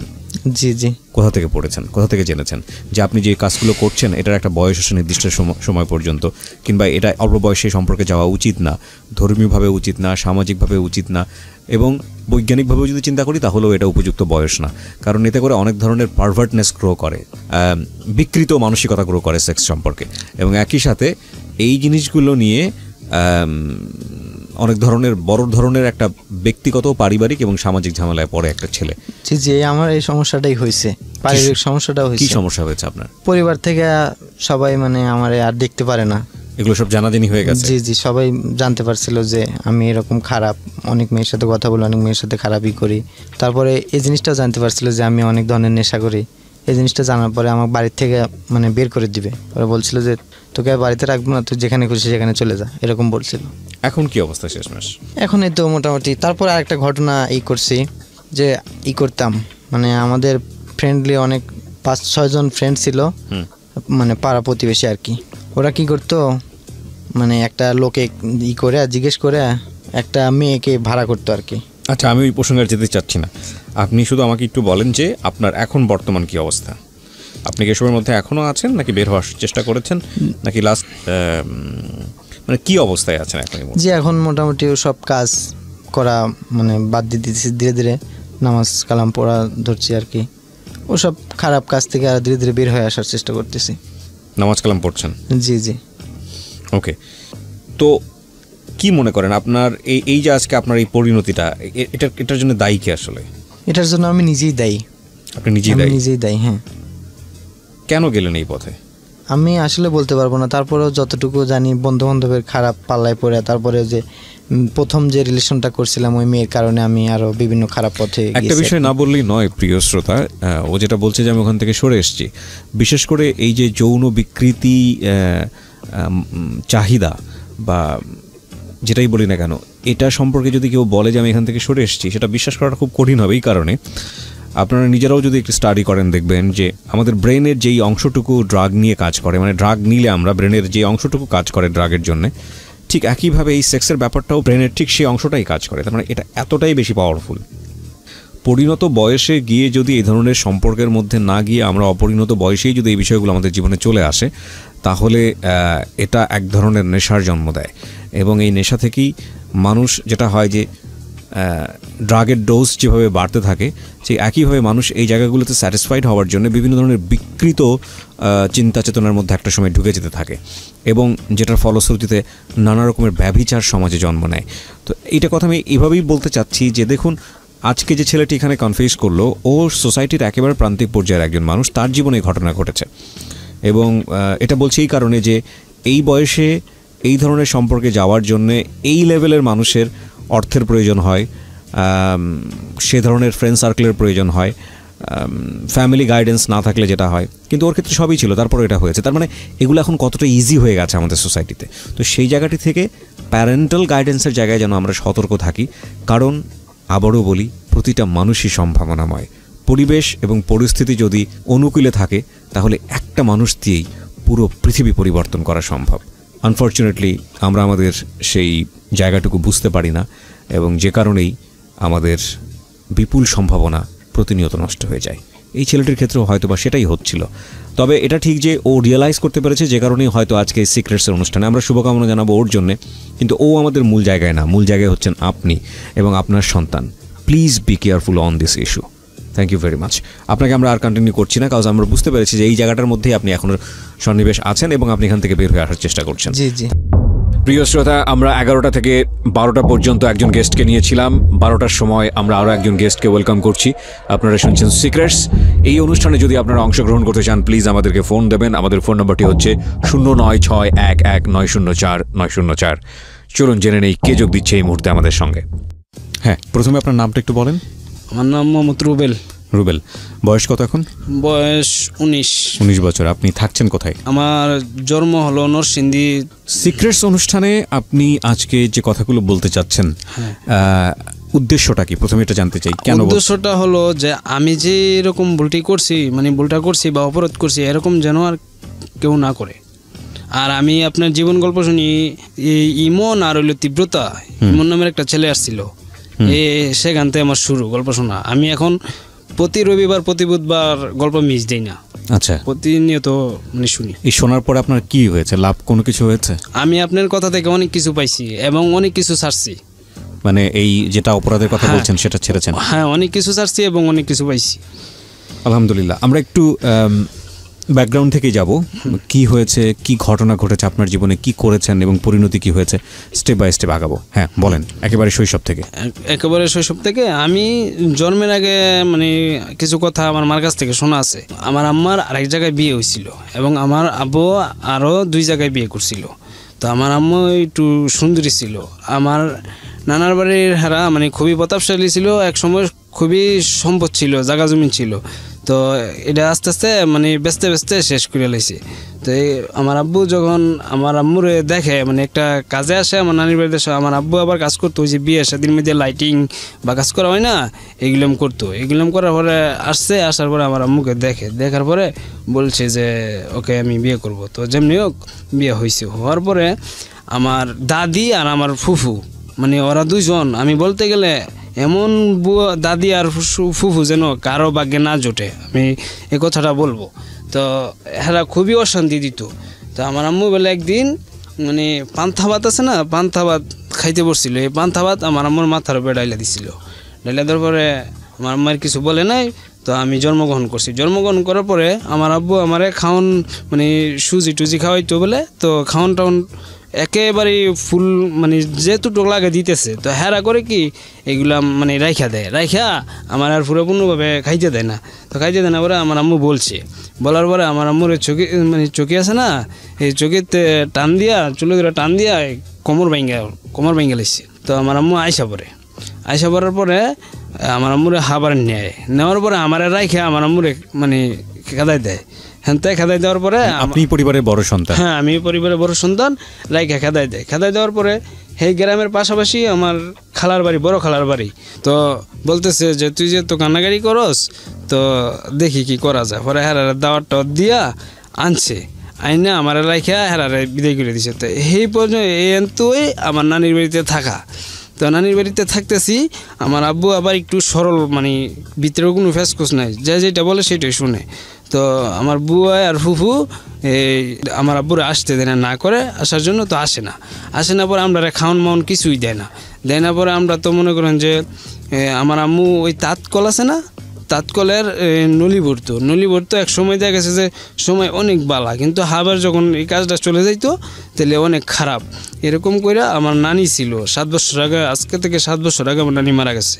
নানি আসিল, নানি আবার ওই খুবই আমার মামা তো ছিল না, আপন মামা ছিল না, এই লোকেরা ওই ঈদ আসলে টাকা পয়সা দিত।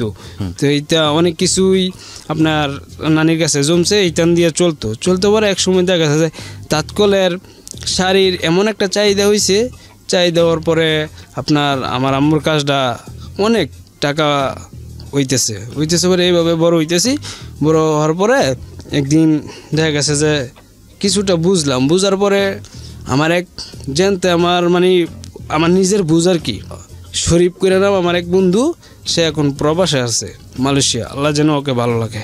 সে বলতেছে যে রুবেল তুই স্কুলে যাবি? আমি বলতেছি যে স্কুলে যদি যাই তাহলে তো টাকার দরকার। কয় আর কত টাকা লাগবো? 20 টাকা বা 30 টাকা লাগবো। আমি বলতেছি তাও আমার কাছে নাই। কয় তো আয় তোর আমার কাছে যাই। এবার আমার কাছে আসলাম যে আম্মা আমি তো স্কুলে ভর্তি হবো। পরে আম্মা বলতেছে যে আমার কাছে তো টাকা নাই। পরে আমি কই না ওই যে মুরগার বাচ্চাটা আছে এইটা বেচা পরে স্কুলে ভর্তি হবো। পরে আমার খালাতে মুরগার বাচ্চাটা বেচলাম 30 টাকা, বেচে ভর্তি হইলাম। ভর্তি হওয়ার পরে দেখা গেছে যে স্কুলে যাইতেছি এর মাঝে আপনার স্কুলের পাশেই একটা মসজিদের ইমাম সাহেবকে রাখা হয়েছে যে 1-2 যে বাচ্চাগুলাম আছে আপনি হেরারে পড়াইবেন, আমরা আসতে তো একটু দেরি হয়, তাহলে আপনাকে মাসে বেতন দেওয়া হবে। তো উনি পড়ায়। একদিন গুণের নামটা দেওয়া হয়েছে, তো নামটা ভুল হওয়ার কারণে আমরা তো সেই সময় 1-এ পড়ি, আমরা তো এরকম কিন্তু কিছু বুঝি নাই দেখে এরপরে এই ফুজুরি করছে কি আপনার ক্লাসের দরজা না লাগায় পরে আমরা সবাই বাইরেছি একদম এমন বাড়ি মানে একদম মানে আর কোন টক্ত বার করে লাইছে একজনের। পরে যাক এনতে সারছে পরে সবার মা বাবা হই বিচার লয়ে গেছে পরে। তো স্যাররা কইছে যে আচ্ছা আমরা দেখতেছি এটা কি করা যায়, এটা কেন করলো। তো সেদিন আমার ছিল বৈশাখ। তো একটা স্যার ছিল, এই স্যারের আমি আজও মানে কৃতজ্ঞতা জানাই। তো মাসুম স্যার বলে হেডমাস্টার। তো আমার আম্মু বলছে যে দেখেন স্যার আমার তো অনেক পোলাপাইন মারা গেছে, মানে এটাই তো আমার একমাত্র সন্তান, তাইলে আপনি ওরা দেখে রাখেন আর একটু বুঝায়েন, মানে বেশি বাড়ি টাড়ি দেন না। ব্যাকগ্রাউন্ড ভেঙে করার পরে স্যারে বলছে যে আচ্ছা ঠিক আছে আমি ওকে কিন্তু কিছু করবো না। তো এই মিলে ক্লাস 2-3 পড়তেছি পরে একদিন মানে 3টা মাইয়া, আমি নামটা বলতে চাচ্ছি না, 3টা মাইয়া পরে বলতেছে যে রুবেল আয়। তো আমি কই কোথায়? কয় আয় এখানে আস। পরে গেছি, গেছি পরে আমি এই সময় শারীরিক সম্পর্কে কি বুঝি না, কিছুই বুঝি না। কত বছর বয়স? সেই সময় মনে কোন হয় ক্লাসে পড়েন? 3-তে, ক্লাস 3-তে পড়েন। মনে হয় যে 7 বা 8 হ্যাঁ। এরকম হবে। তো আমি কিছুই বুঝি না, তো বলতেছে আয়। তো আমি গেছি কোথায়, কয় এনই আয়। পরে গেছি ওদের মতো করে ওদের, তো সেখান থেকে আমার একটা মেইনলি ব্যাপারে একটা নেশা আসলো। আমি একটু পজ দিচ্ছি এখানে। একটা যেটা হচ্ছে যে আপনাকে যারা ডেকেছে তারা কে হয় আপনার সম্পর্কে? আমার সম্পর্কে মানে একটা ওই সম্পর্কে এই আর কি। প্রিয় শ্রোতা, একটা বিষয় আমরা বুঝতে পারছি, যেটাকে আমরা আমাদের ভাষায় বা আমরা মানে বুক কন্টেস্টে যেটা জানি যে এটাকে বলা হয় চাইল্ড সেক্সুয়াল অ্যাবিউজ। ও যখন একেবারে শিশু অবস্থায় 8 থেকে 9 বছর বয়স বা 7 থেকে 8 বছর বয়স, তখন ওরই কোনো আত্মীয়া মানে একেবারে কাছের সম্পর্কেও যেটা বলছিল, যাদের নাম এখানে মেনশন করছিল, সম্পর্কে কি হয় আমরা মিউট করে দিয়েছি এখানে। তো তারা ওকে ডেকে নিয়ে গিয়ে এক ধরনের মানে শারীরিক অত্যাচার করে, আমি বলবো এটা এক ধরনের অত্যাচারী। এবং তারপর থেকে ওর এই জিনিসটার প্রতি কিউরিওসিটি হয়। এটা আসলে নেশা বলবো না, নেশা তো আসলে ধীরে ধীরে হয়, কিউরিওসিটি হয়, ওর মতো করে বলছে বলে বিষয়টা এরকম। ঠিক আছে, তারপর ক্লাস 4 উঠলাম। ক্লাস 4 উঠার পরে দেখা গেছে যে আমরা ওই একটা কোম্পানির মাধ্যমে একটা সমিতি হয়েছে। সমিতি ওর পরে আনতে 20,000 টাকা আনছি, একটা গরু কিনবো। ক্লাস 4-এ আমি সময় পড়ি, তো আমার আব্বুরও কামাই পালা, কৃষিকাজ করে একটা গরু কিনবো। তো আমরা আবার সে সময় ছিলাম সারপার মধ্যে, মানে টিন দিয়া 8-9টা সার টিন দিয়া সারপা বান দিয়া থাকতাম। তো থাকার পরে আমরা খালি আমি টাকাটা আনছি, আব্বা আমি আর আমি গেছি আর কি, মানে 3 জন গেছি। 3 জন যাওয়ার পরে টাকাটা আনছি, মানে একটা গরু কিনবো। গরু কেনার পরে আমরা আবার ওই ফলতা গাছ যেটাকে বলা হয় সেটা আমরা চালু ছিল। তো আব্বা আবার কইতেছে যে মাছ আনছি, এটা ভালো করে নাই দাও, আমারে কইতেছে। তো আম্মাই করছে কি, এই টুল লইয়া যে তো যেমনি চালু গিয়া উঠছে, মানে ফারতো ফারাও শেষ, আম্মাইও পড়ে গেছে। আম্মাই পড়ে গিয়া আমার বাম মাত্রা একেবারে মানে কনিতে আটিটা বাইরে গেছে, পরে এই আমার চিকিৎসা করতে যে 20,000 টাকা শেষ হয়ে গেলো। তো 20,000 টাকা শেষ হয়ে গেছে পরে এখন তো আব্বাই তো আবার চলে গেছে আমার দাদির কাছে। তাহলে আমি তো সেই সময় কিছুই বুঝি না, তো আমি কিস্তি দিব কইতে গিয়ে মানে সপ্তাহে 550 টাকা তো আমি আর দিতে পারি না। পরে এই সমিতির অফিসাররা মানে আইসা আমারে খুবই মানে বকাঝকা করে, মানে খুবই বকাঝকা করে, এটা করে দৌড়ে নিয়ে যাবে সেই, মানে এটা একটা ছিল মালিকানা সমিতি, এটা কোনো কোম্পানি সমিতি না, তো দৌড়ে নিয়ে যাবো। তো আম্মাই বলতেছে যে দেখ পুত, তোর আব্বা এত টাকা পয়সা দিতেছে না, মানে এটা কী করবো, কেমনে বাঙু। পরে আমি কইলাম যে এটা কী করা যায়। পরে আমি বলতেছে লাগে একটা মানে বুদ্ধি করি। আমি কি পরে একটা বুদ্ধি করলাম, মানে একটা যে কোনো একটা চাল খাড়ায়, মানে আমরা কত হইলো যে লোকের টাকা নিমু 500 করে। তো এমনি লোক ভাব করছি যে তোমরা এটা দিলে এইটা হইব, মানে সরকারি ভাবই আর কি, মানে এইটা হইব। তো বেডি ভাই তো মহিলা লোক বুঝতে পারে না, তো আমরা টাকাটা দেওয়ার পরে বুঝতে পারিনি কিভাবে ভাও করেছেন, কিভাবে আমরা ওই বয়স্ক ভাতা আছে না, ডিটেলে বলে যাই বয়স্ক ভাতা আছে না। তো এই কইছি যে এই বয়স্ক ভাতা কি শোনায় না, মেম্বার টেম্বারে শোনায় না, মানে আমরা কাছে কয়েকটা নাম আইসে, উপজেলাতে আমরা গেছিলাম। তো যদি 500 করে টাকা দাও তাহলে এর নামটা তোমরা পাইবা, আর মেম্বারের কাছে দিলে তো 3,000 টাকা লাগে, 4,000 টাকা লাগে তোমরা যদি দাও। তো ওরা কইছে আচ্ছা ঠিক আছে। ওরা একজন ওই মানে এমনি 7-8 হাজার বা 10,000 টাকা হইব বা করে দেয়, মানে সবার লইয়ে মিললে। তো আমরা এমনি ছবি টবি সাইন নেওয়ার পরে টাকাটা দেয় পরে আমরা এই লিঙ্কটাতে উদ্ধার হই।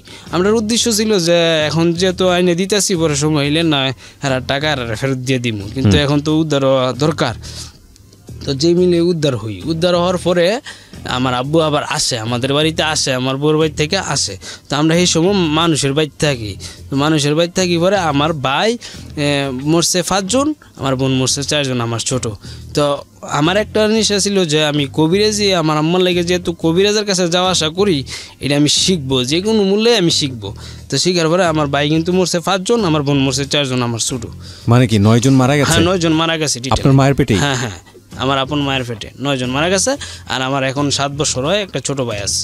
আপনারা 2 ভাই? হ্যাঁ 2 ভাই এখন বর্তমানে আছে, আর 1st ভাই মারা গেছে। ওকে। তো এইটা শিখি মানে হয়ে মারা যেত না পেটে? হয়ে মারা যেত, বা 2-1 দিন থাকতো বা ঘন্টাখানি থাকতো, মারা যাইত। এই কারণে আমরা কবিরাজের কাছে বেশি আওয়াজ করতাম। আচ্ছা। তো কবিরাজের কাছে যাওয়া আসা করতাম, আমি তো মানে নিয়ে যাইতো। ওই যে বললাম না যে আমার নানি ছিল, মানে ওর কোনো ছেলে ছিল না, মানে ইটি দাইলে টাকা পয়সা দিত। তো নানি অনেক টাকা পয়সা ভাঙার পরে আমি একদিন এক কবিরাজের কাছে গেলাম। তো আমার সামনে বয় রেখে যারে টারে তো অনেক কিছু করে ওষুধ টষুধ দেয়। তো এটা নেশা হইলো যে আমি শিখবো, এটা দেখবো এটা কী আছে। তো এটা আমি যে কোনো মূল্যই শিখি, শিখার পরে কি শেখেন আপনি, কি শেখায় আপনি? আমার দুইটা জিনিসই উদ্দেশ্য ছিল, যে মেয়েদের সংসার ভাঙবো আর একটা ছেলের প্রতি একটা মেয়ের দুর্বল করবে। এটাই আমার এটা আপনি শিখলেন? এটা শিখলাম। কি শেখাইলো আপনাকে, কি করলো এটার জন্য কবিরাজ আপনাকে কি বিদ্যা দিল? আমার বিদে কিতাব দিয়েছিল, আচ্ছা। এখনো কিতাবটা আছে, আনি নেই, কিতাবটা আছে আমার। আচ্ছা, তো কিতাবের কিতাবটা মধ্যে হলো রজ্জাতুল নেসা তাবিজের কিতাব ওকে আছে। ওকে। তো আমারে বলছে যে আচ্ছা তুই এমনি এমনি কর, তোর বয়স হয়েছে না, তো তুই করিস না।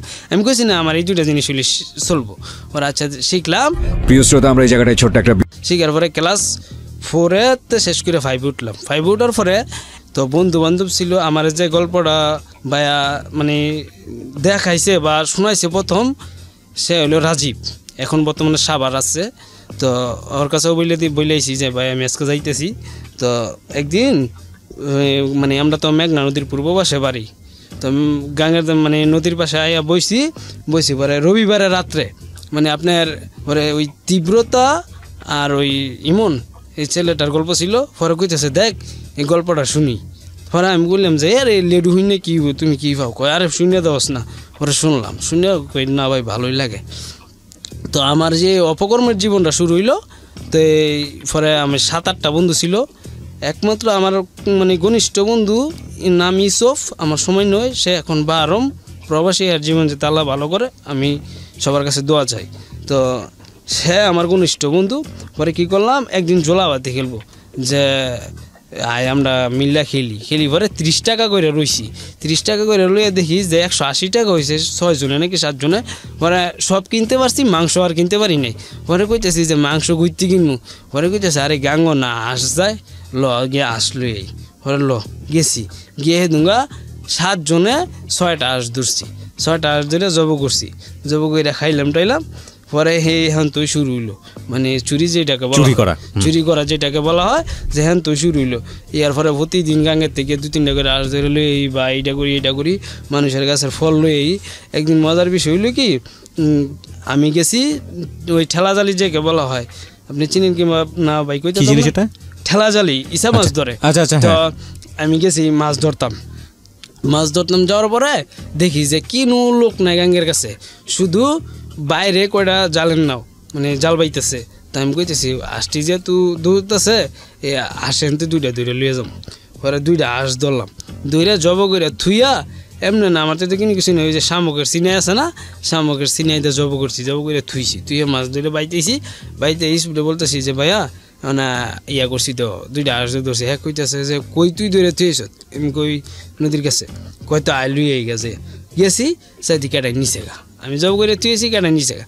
পরে গিয়ে আবার 2টা ধরছি, 2টা ধরতে গিয়ে একজনের দেখ খেলাইছে। পরে এমনি আমরা অপকর্ম চলতেছে, গাছের ফল মানে যে কিনো কিছু লাগতে না, ভালো কিনো কিছু হইলে আমরা নিয়ে আসি। রাত্রে যোগাযোগ করে ডাবেরতে দইরা, আমেরতে দইরা, জামেরতে দইরা, মানে কিনো কিছু এই এলাকাটার নাম হয়ে গেছে গা, যে হেরা এগুলো করে। তো আমরা কেউ ধরতে পারে না, কিনো কিছু বলতে পারে না।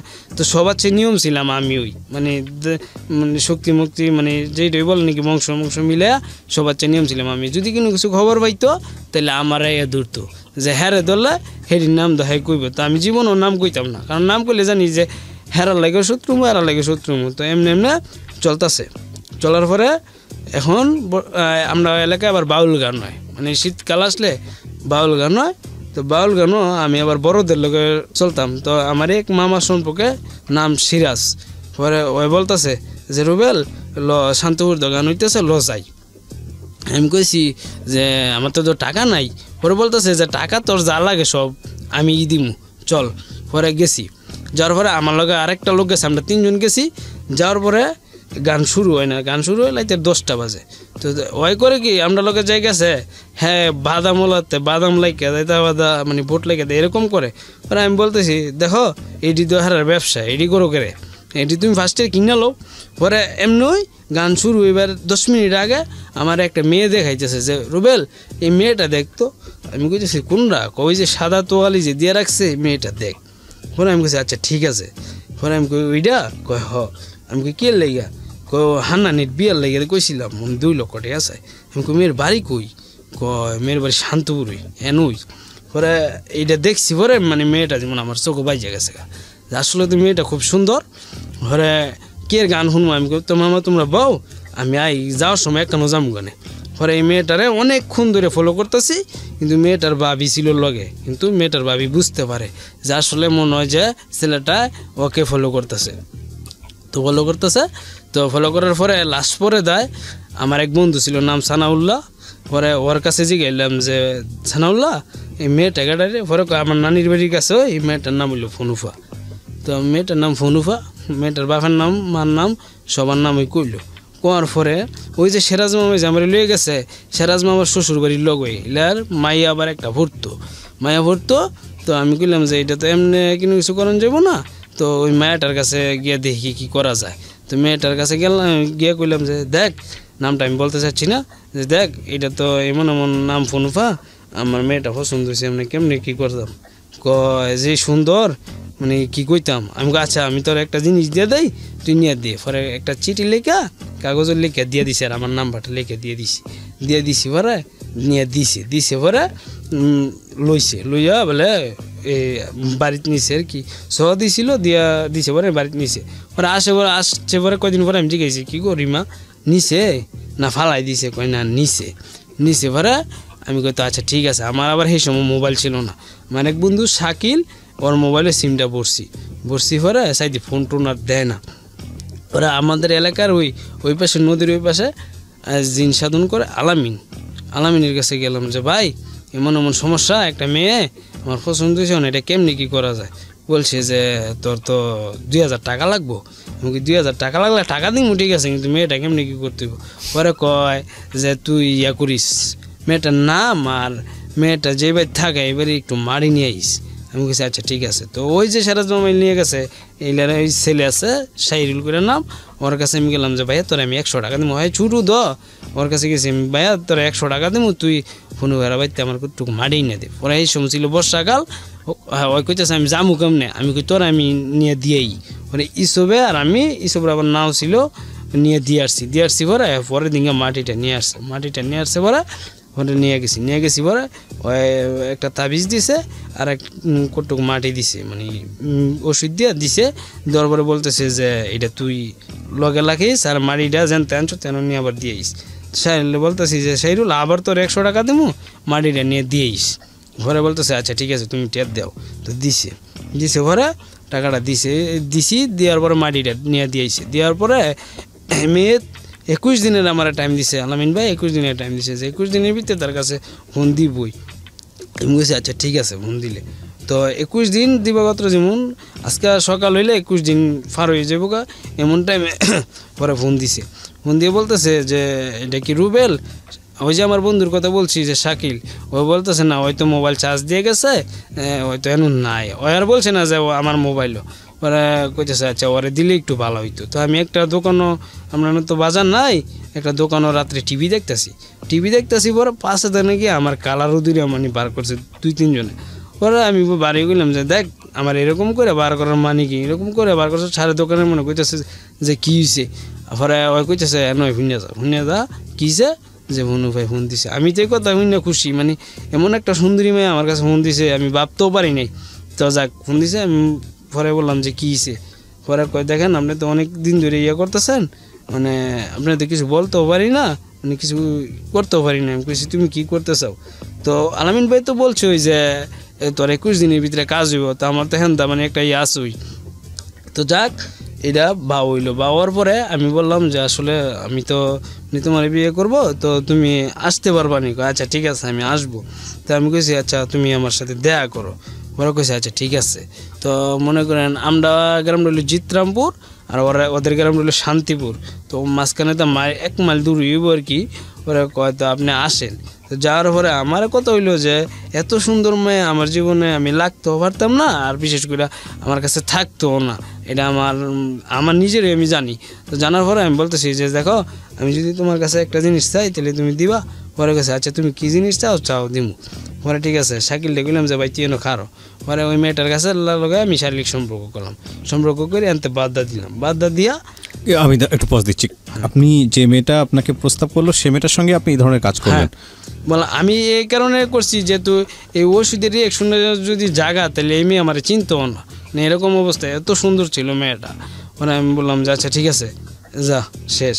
পরে মাকে বললাম যে মা, প্রথম কথা হচ্ছে প্রিয় শ্রোতা, যদি সায়েন্সের জায়গা থেকে আপনি বলেন তাহলে এটা পুরোপুরি অবৈজ্ঞানিক এবং এটা যারা সায়েন্স বিলিভ করেন সেই জায়গাটি থেকে মানা সম্ভব না। কিন্তু রিলিজিয়াস জায়গা থেকে যদি আপনি যান তাহলে ব্ল্যাক ম্যাজিক একটা ব্যাপার আছে, সেটা করে অনেক সময় অনেক কিছুই করা সম্ভব। তো আমি যেটা বলবো যে অবশ্যই এটা অপরাধ, এবং অপরাধের জায়গা থেকে ও যেটা করেছে সেটা ভয়ানক রকমের বাজে কাজ।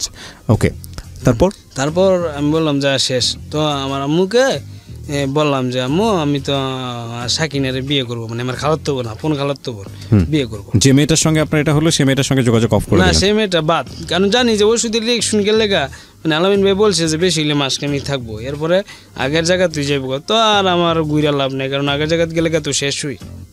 তো এরপরে বাদ দিয়ে আবার মাকে বললাম যে আম্মু আমি তো সাকিনের বিয়ে করবো। পরে কইতেছে তো কইছে যেহেতু একটা লোক দিয়ে ফাড়াই, তো লোক দিয়ে যখন আমার খালার বাড়ি ফাড়াইলো, ফাড়ানোর পরে বলতেছে যে ওর তো বিয়ে ঠিক হয়ে গেছে গা, কথাবার্তি শেষ, হেরা বাদ্য দাওয়াত লয়ে গেলাম মিলে। তো যাক, এটা যেহেতু শেষ হয়ে গেছে গা, এইটার ছুটুটারে দিমু, মানে ওর ছুটু বোন আছে একটা, আর 3 বোন, তো ওর ছুটুটারে দিমু। তখন আপনার বয়স কত? আপনি বিয়ে নিয়ে চিন্তা আমার বয়স তখন মনে হয় 15-16। আচ্ছা, 15-16 হবে। তো যাক, পরে কইতেছে দিব। আচ্ছা ঠিক আছে। আর মানে আমি মানলাম না মানার কারণে আমি কইতেছে যে ওর যে যদি ওই বিয়ে দিতে পারে তাহলে আমার ছেলের তো আমি বিয়ে করাইতে পারবো। তো এই কারণে ওর বিয়ের 2 দিন পরে ওই আমার বিয়ের তারিখ হইলো, মানে ওর অবশ্যই মানে শ্বশুর বাড়ির কাজ হই। তো আমরা মেয়ে দেখতাম গেলাম। আসলে মজার ব্যাপার কোনটা জানেন, আমাদের হাতে ছিল শুধু 10 টাকা। মেয়ে দেখতাম গেলাম, মেয়ে দেখি যে অনেক সুন্দর পরে সবাই, আমিও খুশি, আমার বন্ধু শরীফ যে হ্যাঁ খুশি, মানে সবাই খুশি যে ওই যে মেয়ের কথা বলছিল ওই মেয়ের চেয়ে সুন্দর। তো যাক, বিয়েটের তারিখ হলো, মানে যৌতুক দিব 50,000 আর বরাত হবে 70 জন, আর আমরা 1 পর্যন্ত নিচে দিব। কথা শেষ, শুক্রবারে শেষ করে হলো, সোমবারে বিয়া।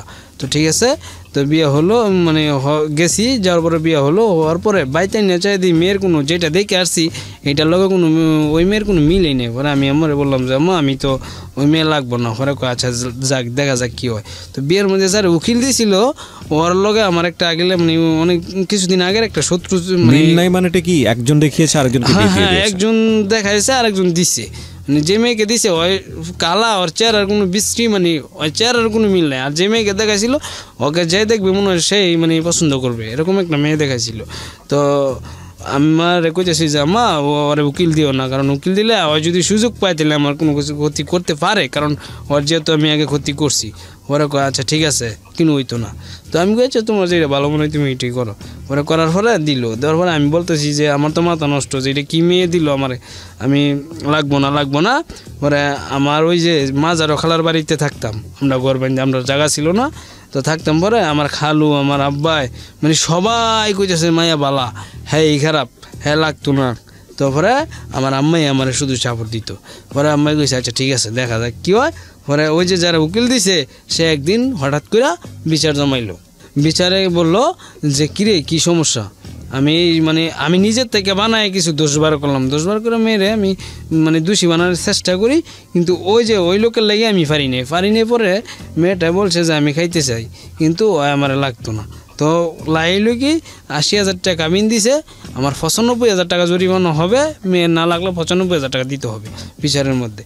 পরে আমার তো কত হইলো 95,000 টাকা সেই সময় আমি দিমু কই থেকে, যদি থাকতো তাহলে অবশ্যই দিয়ে দিতাম, কিন্তু আমার তো সেই সমর্থন নাই।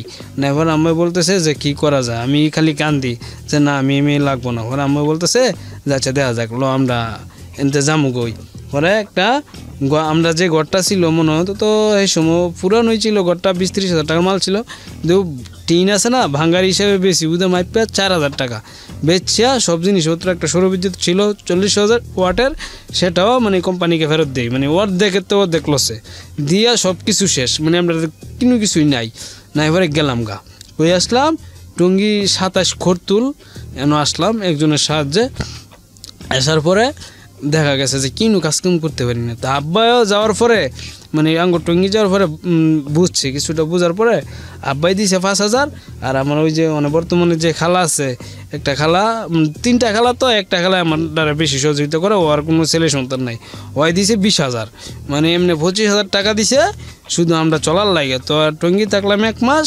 পরে আমার এক বন্ধু আসানুল্লাহ, ওর কাছে নরসিংদী সাইডের পরে আসলাম, আসার পরে ওই যে বললাম যে ভাই এই সমস্যা, ওরা ওই বলতেছে যে আচ্ছা দেখা যাক তোরা আয় আর টু ভাই আমি ব্যাগে যাইতে চাই। মানে যে সময় নাকি বিয়ে করছে, আচ্ছা পরে বিয়ে করার পরে আমার ওই বন্ধু ইসব, আসান আর শরীফ এরা 3 জন গেছে আমার লগে হুলার মধ্যে। যাওয়ার পরে আমার তো মন মেজাজ ভালো না, কারণ কি দেখাইলো কি দিল, তো আচ্ছা বাদ যে একটা কিছু হইব। তো ওই করছে কি আসান ভাইয়ের সাথে ওই আমার বড় হইব বয়সে লেগে ভাই এইটা কি ওর লগে ওই যে স্কুলে পড়তো, এই স্কুলে গিয়ে বলতেছে যে এইটাই আমার স্বামী, মানে আসান ভাইয়ের স্বামী বানাইছে। তো ওরা বানায় স্বামী বানায় আর সালামি টালামি আনছে, আমি আর এটা শুনি নাই পরে আসান ভাইরা মানে খুব মেয়েটা পছন্দ করতো। তা আসান ভাই একদিন বলে কি যে দেখ রুবেল তোর তো এই অবস্থা, মানে এই তোর বউ তো এই কয়, আমি কই তো কইলে লয়ে যাও সমস্যা কি, আমি তো এটা লাগতাম না জীবনও। ওরা যাক গেল গাড়িটা যাওয়ার পরে ইসবে বলতেছে যে দেখ ভাই তোর জীবনটা একদম নষ্ট হয়ে যাবো, এই মেয়েটার তুই লাখস। আমি কইছি নাই কখনো সম্ভব না, এই মেয়ে লয়ে আমি সংসার করবোই না। তো যাক পরে গেলাম গা নরসিংদীকে থাকলাম 1 মাস, টঙ্গী থাকলাম 1 মাস, কিন্তু কাজকাম করি না। মোট আমরা 25,000 টাকা নিয়ে নিলাম, মানে খালায়ও দিছে আওলাত হিসাবে, খালি আব্বাই দিছে 5,000 টাকা মানে আমরা খাওয়ানোর জন্য। তো 20,000 টাকা নিয়ে নিলাম। মানুষ খালি কয় যে ইয়া তো হেরা রুবেলটা কাম করে না, এমনি চলাফেরা করে, আবার রুম ভাড়া দেয় মাসে 3,000, মানে কেমনে চলে দি সারাদিন ঘুমায় আর খাইতেছে, মানে বালা কই ইয়া চলতেছে কেমনে চলে। তো আমরা না জানি যে আমরা বাড়ির থেকে টাকা নিয়ে চলতেছি। তো নরসিংদী দেওয়ার পরে যে বাড়িতে ভাড়া আসি সেই বাড়িতে এসে দেখি একটা মেয়ে মাইয়া শেফালি করে নাম। তো আমরা 1 মাস থাকি, 10-12 দিন হয়েছে পরে আসান ভাইও আবার আমার লগই থাকে। ওরা আমি বললাম যে ভাই এই মায়ের টাকাটা রে, পরে বলতেছে যে ওই ভাড়া থাকে, ওর বাড়ি সিরাজগঞ্জ কই বলছে যে ওর বিয়ে হয়েছে, কয় বিয়ে হয়েছে। আমি কই তো মেয়েটার তো খুব ভালো লাগছে, তো এখন কি করতি, এখন তো মেয়ের বিয়ে হয়ে গেছে গা। তো আমি যদি কোনো কিছু একটা করতে পারি তাহলে তোমার কোনো সমস্যা, কয় তুই কি করছ, আমার কি সমস্যা থাকবো, আমার ওর বালা নেই, তুই করতে পারলে সমস্যা নেই তুই। কথা না বাড়িয়ে রুবেলের কাছে আবারও ফিরছি। ওরা আমি কই আচ্ছা ঠিক আছে। ওই যে আমি বললাম যে শুরুতেই বললাম যে আমার ওই যে কবিরাজি মানে বিষয়ে একটু অভিজ্ঞতা করছি। তো করার পরে আমি নরসিংদী বড় বাজারের ভিতরে আসলাম। আসার পরে 3টা ওষুধ লাগলো। 3টা ওষুধ লাগার পরে আমি সব কিছু নিলাম। নেওয়ার পরে আমি ওই কাজটা করার পরে মেয়েটা 7 দিনের ভিতরে আমার নিজে করেন, আমি নিজেই করি। ওষুধ মানে আমার 400 টাকার মতো খরচ হয়েছিল ওষুধটা নেওয়াতে, নিয়ে নিজেই করি। নিজে করার পরে মেয়ে আমার 7 দিনের মধ্যে অফার দেয়। পরে আমি যেটা করছি এটা মনে করেন যে 2 বছর মতো মেয়ে থাকবো আশা করা যায় আর কি। পরে মেয়েটা আমার 7 দিনের মধ্যে নিজে অফার দেয় যে তোমার আমার পছন্দ হয়। তারপরে এই মেয়েটারে আমি 1000 মানে 6 দিন নাকি 7 দিন ইউজ করার পরে ও যে ওষুধটা যে জায়গায় খাড়াইছিলাম সেখান থেকে আমি তুলে দিই যে হাসান ভাই আমি তো এই কাম করে এটা করছি, এখন তো উড়াই দিছি। আচ্ছা ঠিক আছে উড়াই তুলে দিছো। তো এর পরে এই মেয়েটার লগে বাদ, আমি যখন ওষুধটা উড়ে এলাইছি ওই মেয়েটা আমার যেমন চিনিই না এরকমভাবে থাকে। তো যাক এটা শেষ। পরে আমরা বাড়িতে আবার চিন্তা ভাবনা মানে বাড়িতে আসবো। পরে আমার এই মামা ওর কাছে ফোন দিলাম যে মামা এখন কি করা যায়। পরে কইতেছে সমস্যা নাই তোরা বাইতায়, তুই বাইতায়। ওর আম্মারে বললাম যে আম্মা মামাই তো বলছে যে বাই যাওয়ার লেগে। তো কয়তো আমার দিছে, আমি কত কম দিস তো দিলাম। দেওয়ার পরে ওই যে আমার ওই যে প্রথম স্ত্রী ওর কিন্তু মানে ডিভোর্স হয় না, কোনো কিছু ফেসও ভাঙ হয় না, আমার তলেই আছে। আর ওদেরকে আমি ফোন দিয়ে এমন বকি মানে মুখে বলা কোনো দিন সম্ভব না। মানে বকি এই কারণে যে আমার তো যেমন হেরার মনটা উইটা যায়, এই কারণে আমি বকি। তো বকার পরে বলতেছে যে আয়। তো আমি কইতেছে আচ্ছা ঠিক আছে যামু। পরে এইসব যে আমার বন্ধুটা ওই বলতেছে আয়, কামলাগলে একটা মাইরালাম, তো তোর শৈল দিতাম নাগাদ করতো, আয় তুই। তো গেছি আমরা বাড়িতে আসলাম। আসার পরে আমরা তো ঘর বাড়ি সব শেষ, কিছুই নেই। ওই যে আমার নানার জমিন ছিল 15 সিম, এখানে মাড়ি বইতে শুরু করলাম। আমার খালার সারফার ভিতরে থাকিয়া তো মাড়ি বইতেছি। বর পরে একটা বাড়ি করলাম, ছোট্ট বাড়ি করার পরে খালার চারপাটা ওই মানে আমার সংসার ভাঙার পরে খালার সংসারও ভাঙে গেছে। আমার খালু আমার খালারে সাইডে ডিভোর্স দিয়ে দিছে, কারণ আমার যেহেতু আমি কথা শুনছি না, আমার খালারও মানে ডিভোর্স দিয়ে দিছে। তো খালায় আমরা তো থাকতাছি। তারপরে ওই যে ফেসটা যেইভাবে ওই 15,000 টাকা দা ভাঙি মানুষ টানুষ ধরা বলছে যে 15,000 টাকা নিলে নাও, নাইলে তোমরা যেই ভুল করছো, কারণ একটা দেখায় আর একটা দিছো, তোমরা সেবার টাকাই ভানান না, তোমরা নিলে নাও না নিলে যাওগা। তো 15,000 টাকা দিয়ে ফেসকুস ভাঙ্গি, এটা গেল ভাঙ্গার পরে ফেসকুস ভাঙেন মানে হচ্ছে আপনার স্ত্রীকে ডিভোর্স দিয়ে হ্যাঁ ডিভোর্স দুনো পক্ষে মিললেও ডিভোর্স দেওয়া হয়। তো দেওয়ার পরে তো আমরা ঘরটা বান্ধি পরে মানে আমি ফোন দিছি আসান বাইরে নরসিংদী যাই থাকে, আর ফোন দিছি যে ভাই এখন তো সব কিছু শেষ, ঘরটারও মানলাম, মানে পজিশন একটু ভালো, তো এখন তো ভালো লাগে না, এমনি কী করা যায়, ভালো না লাগলে আমার কাছে আয়, তোরা বিয়ে করাবো। আচ্ছা ঠিক আছে তুমি বিয়ে করাইলে করাও, পরে বিয়ে করাইবো। পরে একটা মেয়ে দেখলাম সর্দুগুল্লি, মানে আমরা বর্তমান চেয়ারম্যান যে ওর বাড়ির কাছে, কেমন মেয়ে পছন্দ হয়েছে, আমি হ্যাঁ মেয়ে পছন্দ হয়েছে, বিয়ে টিয়া সব কিছু হইলো। হওয়ার পরে ওই বাসরঘর যেটাকে বলা হয় দিল, আমার লগে কেটে ছিল আমার বড় ভাই আমিরুল আর ওই যে ইসো ওই ছিল। ফলে গেলাম, গিয়ে দেখি ভাই এমন অবস্থা, এটা একটা গণমাধ্যম, আমি মিথ্যা কথা বলতে আসি না, কারণ আমি অনেক দিন ধরে গল্প শুনি। এমন অবস্থা, মেয়ে একদম মেন্টাল, মেয়ের মাথার মধ্যে মনে হয় কিছু নাই, একদম মেন্টাল। তো যাক মেন্টাল পরে হারারে নিয়ে আমি দেখাইলাম যে ভাই এই সমস্যা দেখো তোমরা। পরে কয়তো আচ্ছা তুই যদি মিশা কথা কস আর দেখি, দেখার পরে ওরা বলতেছে যে এই মেয়ে নিয়ে তো কোনো দিনও সংসার করা সম্ভব না। আমি বলছি তো এখন কী করা যায়, আচ্ছা তুই বাইতে আয়। তো বাইতে এলাম, বাইতে হওয়ার আমার বলতেছে আম্মু আমার তো এই সমস্যা, তোমরা কি করাইছো না করাইছো এখন দেওয়া এই অবস্থা। মেন্টাল বলতে কিভাবে বুঝলেন? মানে মেন্টাল ভাবে আমি স্বামী স্ত্রী কত মানে একটা বাসর ঘরের মধ্যে কত মানে কথাবার্তা থাকে না, ওই কিনে কিছু বুঝে না, মানে কিনে কিছু জব দেয় না, মানে ওর মতোই ওই আসছে এরকম সিস্টেম আর কি। তো বুঝলাম, তো ওরা নিয়ে দেখাইলাম, ওই বললো যে এটা নিয়ে তো কোনো দিন সংসার করা সম্ভব না। তো আমরা বললাম যে আম্মা এই সমস্যা, ওরা আম্মা কয় যাক চালু হইব না, এটা লইয়ে তো সংসার করতে হইব। ওরা যখন নাকি ফোনে বলছে এই কথাটা, আমি আমার শ্বশুর বাড়ি থেকে ডাইরেক্ট নরসিংদী চলে আসি, আমার আর কোনো খোঁজখবর নাই, আমি ইসুবর তো বইলেই না, আমার বড় ভাই তো বইলেই নাই যে আমি কই গেছি। আমার কত লেগে তো আমার মা বলতেছে যে এটা নিয়ে তো সংসার করতে হইব, আমি এটা নিয়ে সংসার করবো না, আমি বাড়িতে যাবো। ওর মায় বলতেছে যে তুই কই আসস, আমি বলছি যে আমি নরসিংদী আছি। আয় তোর এটা ফেসকুস মানে যেমনি হোক সমাধা একটা এটা করে দিব মনে। তো যাক কিছুদিন পরে যাওয়া, 15 দিন পরে যাওয়ার পরে আমার এই বড় ভাই নেতা, মানে ওই বিচার আচার করে, মানে ওর ক্ষমতা আছে ভালো, ওর কাছে বললাম যে ভাই এই সমস্যা, এখন তো এমনি বলছে ওরা ওই চেয়ারম্যানের কাছে ফোন লাগায় বলতেছে যে বিয়াই মানে জিতরামপুরের যে একটা ফেস মেম্বারের বাড়ির কাছে, এটা তো আমারই ফুয়ত ভাই, এটা তো মেন্টাল আপনারা জানেনই, তো এই ফেসকুসটা মানে কিন্তু আপনি যাতে কিন্তু কিছু না করেন, এটা দলীয় চলা সম্ভব না, এটা ভাঙ্গা দেন।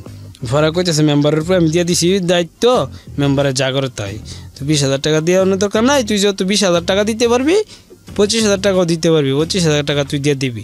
পরে আমার আম্মু বলছে যে আমার তো টাইম লাগবে। ওরা কয় কেমন টাইম, কয় 1 মাসের টাইম লাগবে।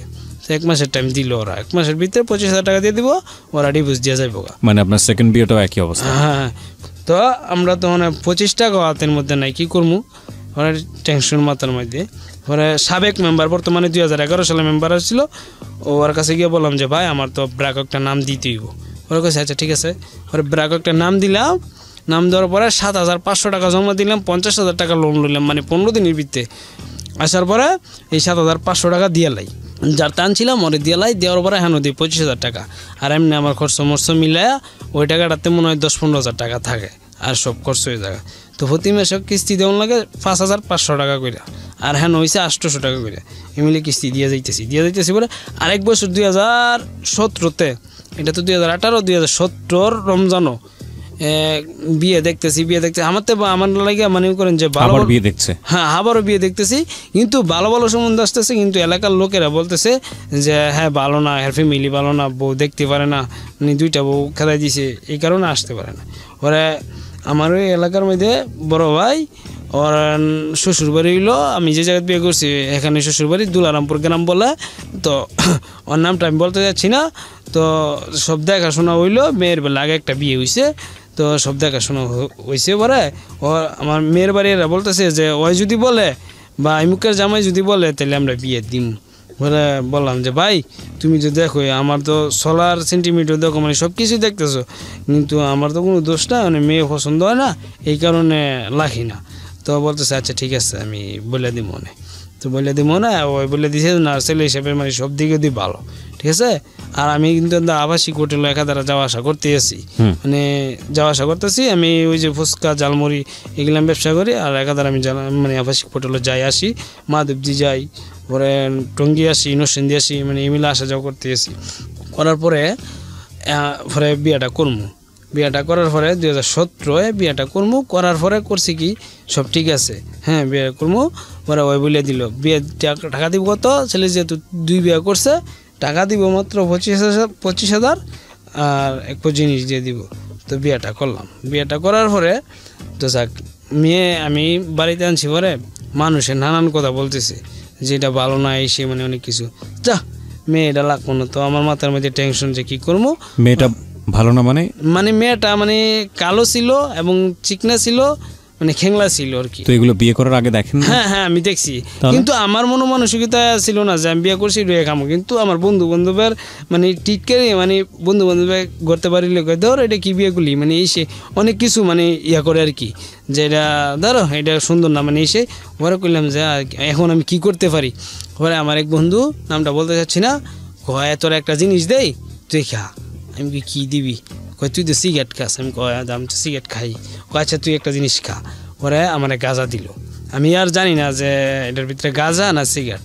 ওরা ওই ধরাই দিল, আমি গ্যারান্টি দিই অন্যরকম লাগে রে কার বেটা খা, তুই যে টেনশন আসস টেনশনটা মুক্ত হইব। আমি কয় আচ্ছা তো তুই দে খাই। ওরা খাইলাম, গাঁজা খাইলাম। প্রথম দিন খাইছি পরে মাথা টাথা ঘুরায় মুড়ে মানে অনেক খারাপ লাগছে পরে শুয়ে রয়েছি পরে ওই মেয়েটার কাছে আমি আবার আরেকজনের কাছে যুক্তি নিলাম যে আল্লাহ এনতে গাঁজা খাওয়া স্টার্ট হইলো, মানে খাইতেছি একাধারে খাইতেছি ডেলি 2-3 স্টিক, মানে প্রত্যেক সিগারেট যতটা খাই মানে 4-5 বার গাঁজা খাই ডেলি, মানে ভাল লাগে খাইতেছি। তো একজনের কাছে যুক্তি নিলাম যে ভাই মানে আমি তো এই মেয়ের লাগবো না, অনেক মেয়ের দোষ বাড়া করা যায় কি কইরা। পরে বলতেছে যে আসলে তাইলে তুই ওইটাতে বিরত থাকবি। আমি কই আচ্ছা ঠিক আছে বিরত থাকবো। তো থাকবো পরে এমনই মনে করেন যে রোজা শেষ, আমি 9 রোজার মধ্যে বিয়ে করছি, রোজা শেষ পর্যায়ে মনে হয় ঈদের 2-1 দিন আগে আমায় বলতেছে যে তোর শ্বশুর বাড়িতে ইফতারি দিয়েই তুই। তো আমি কইতে আচ্ছা ঠিক আছে ইফতারি দাও, দিলে ওরা দিছে।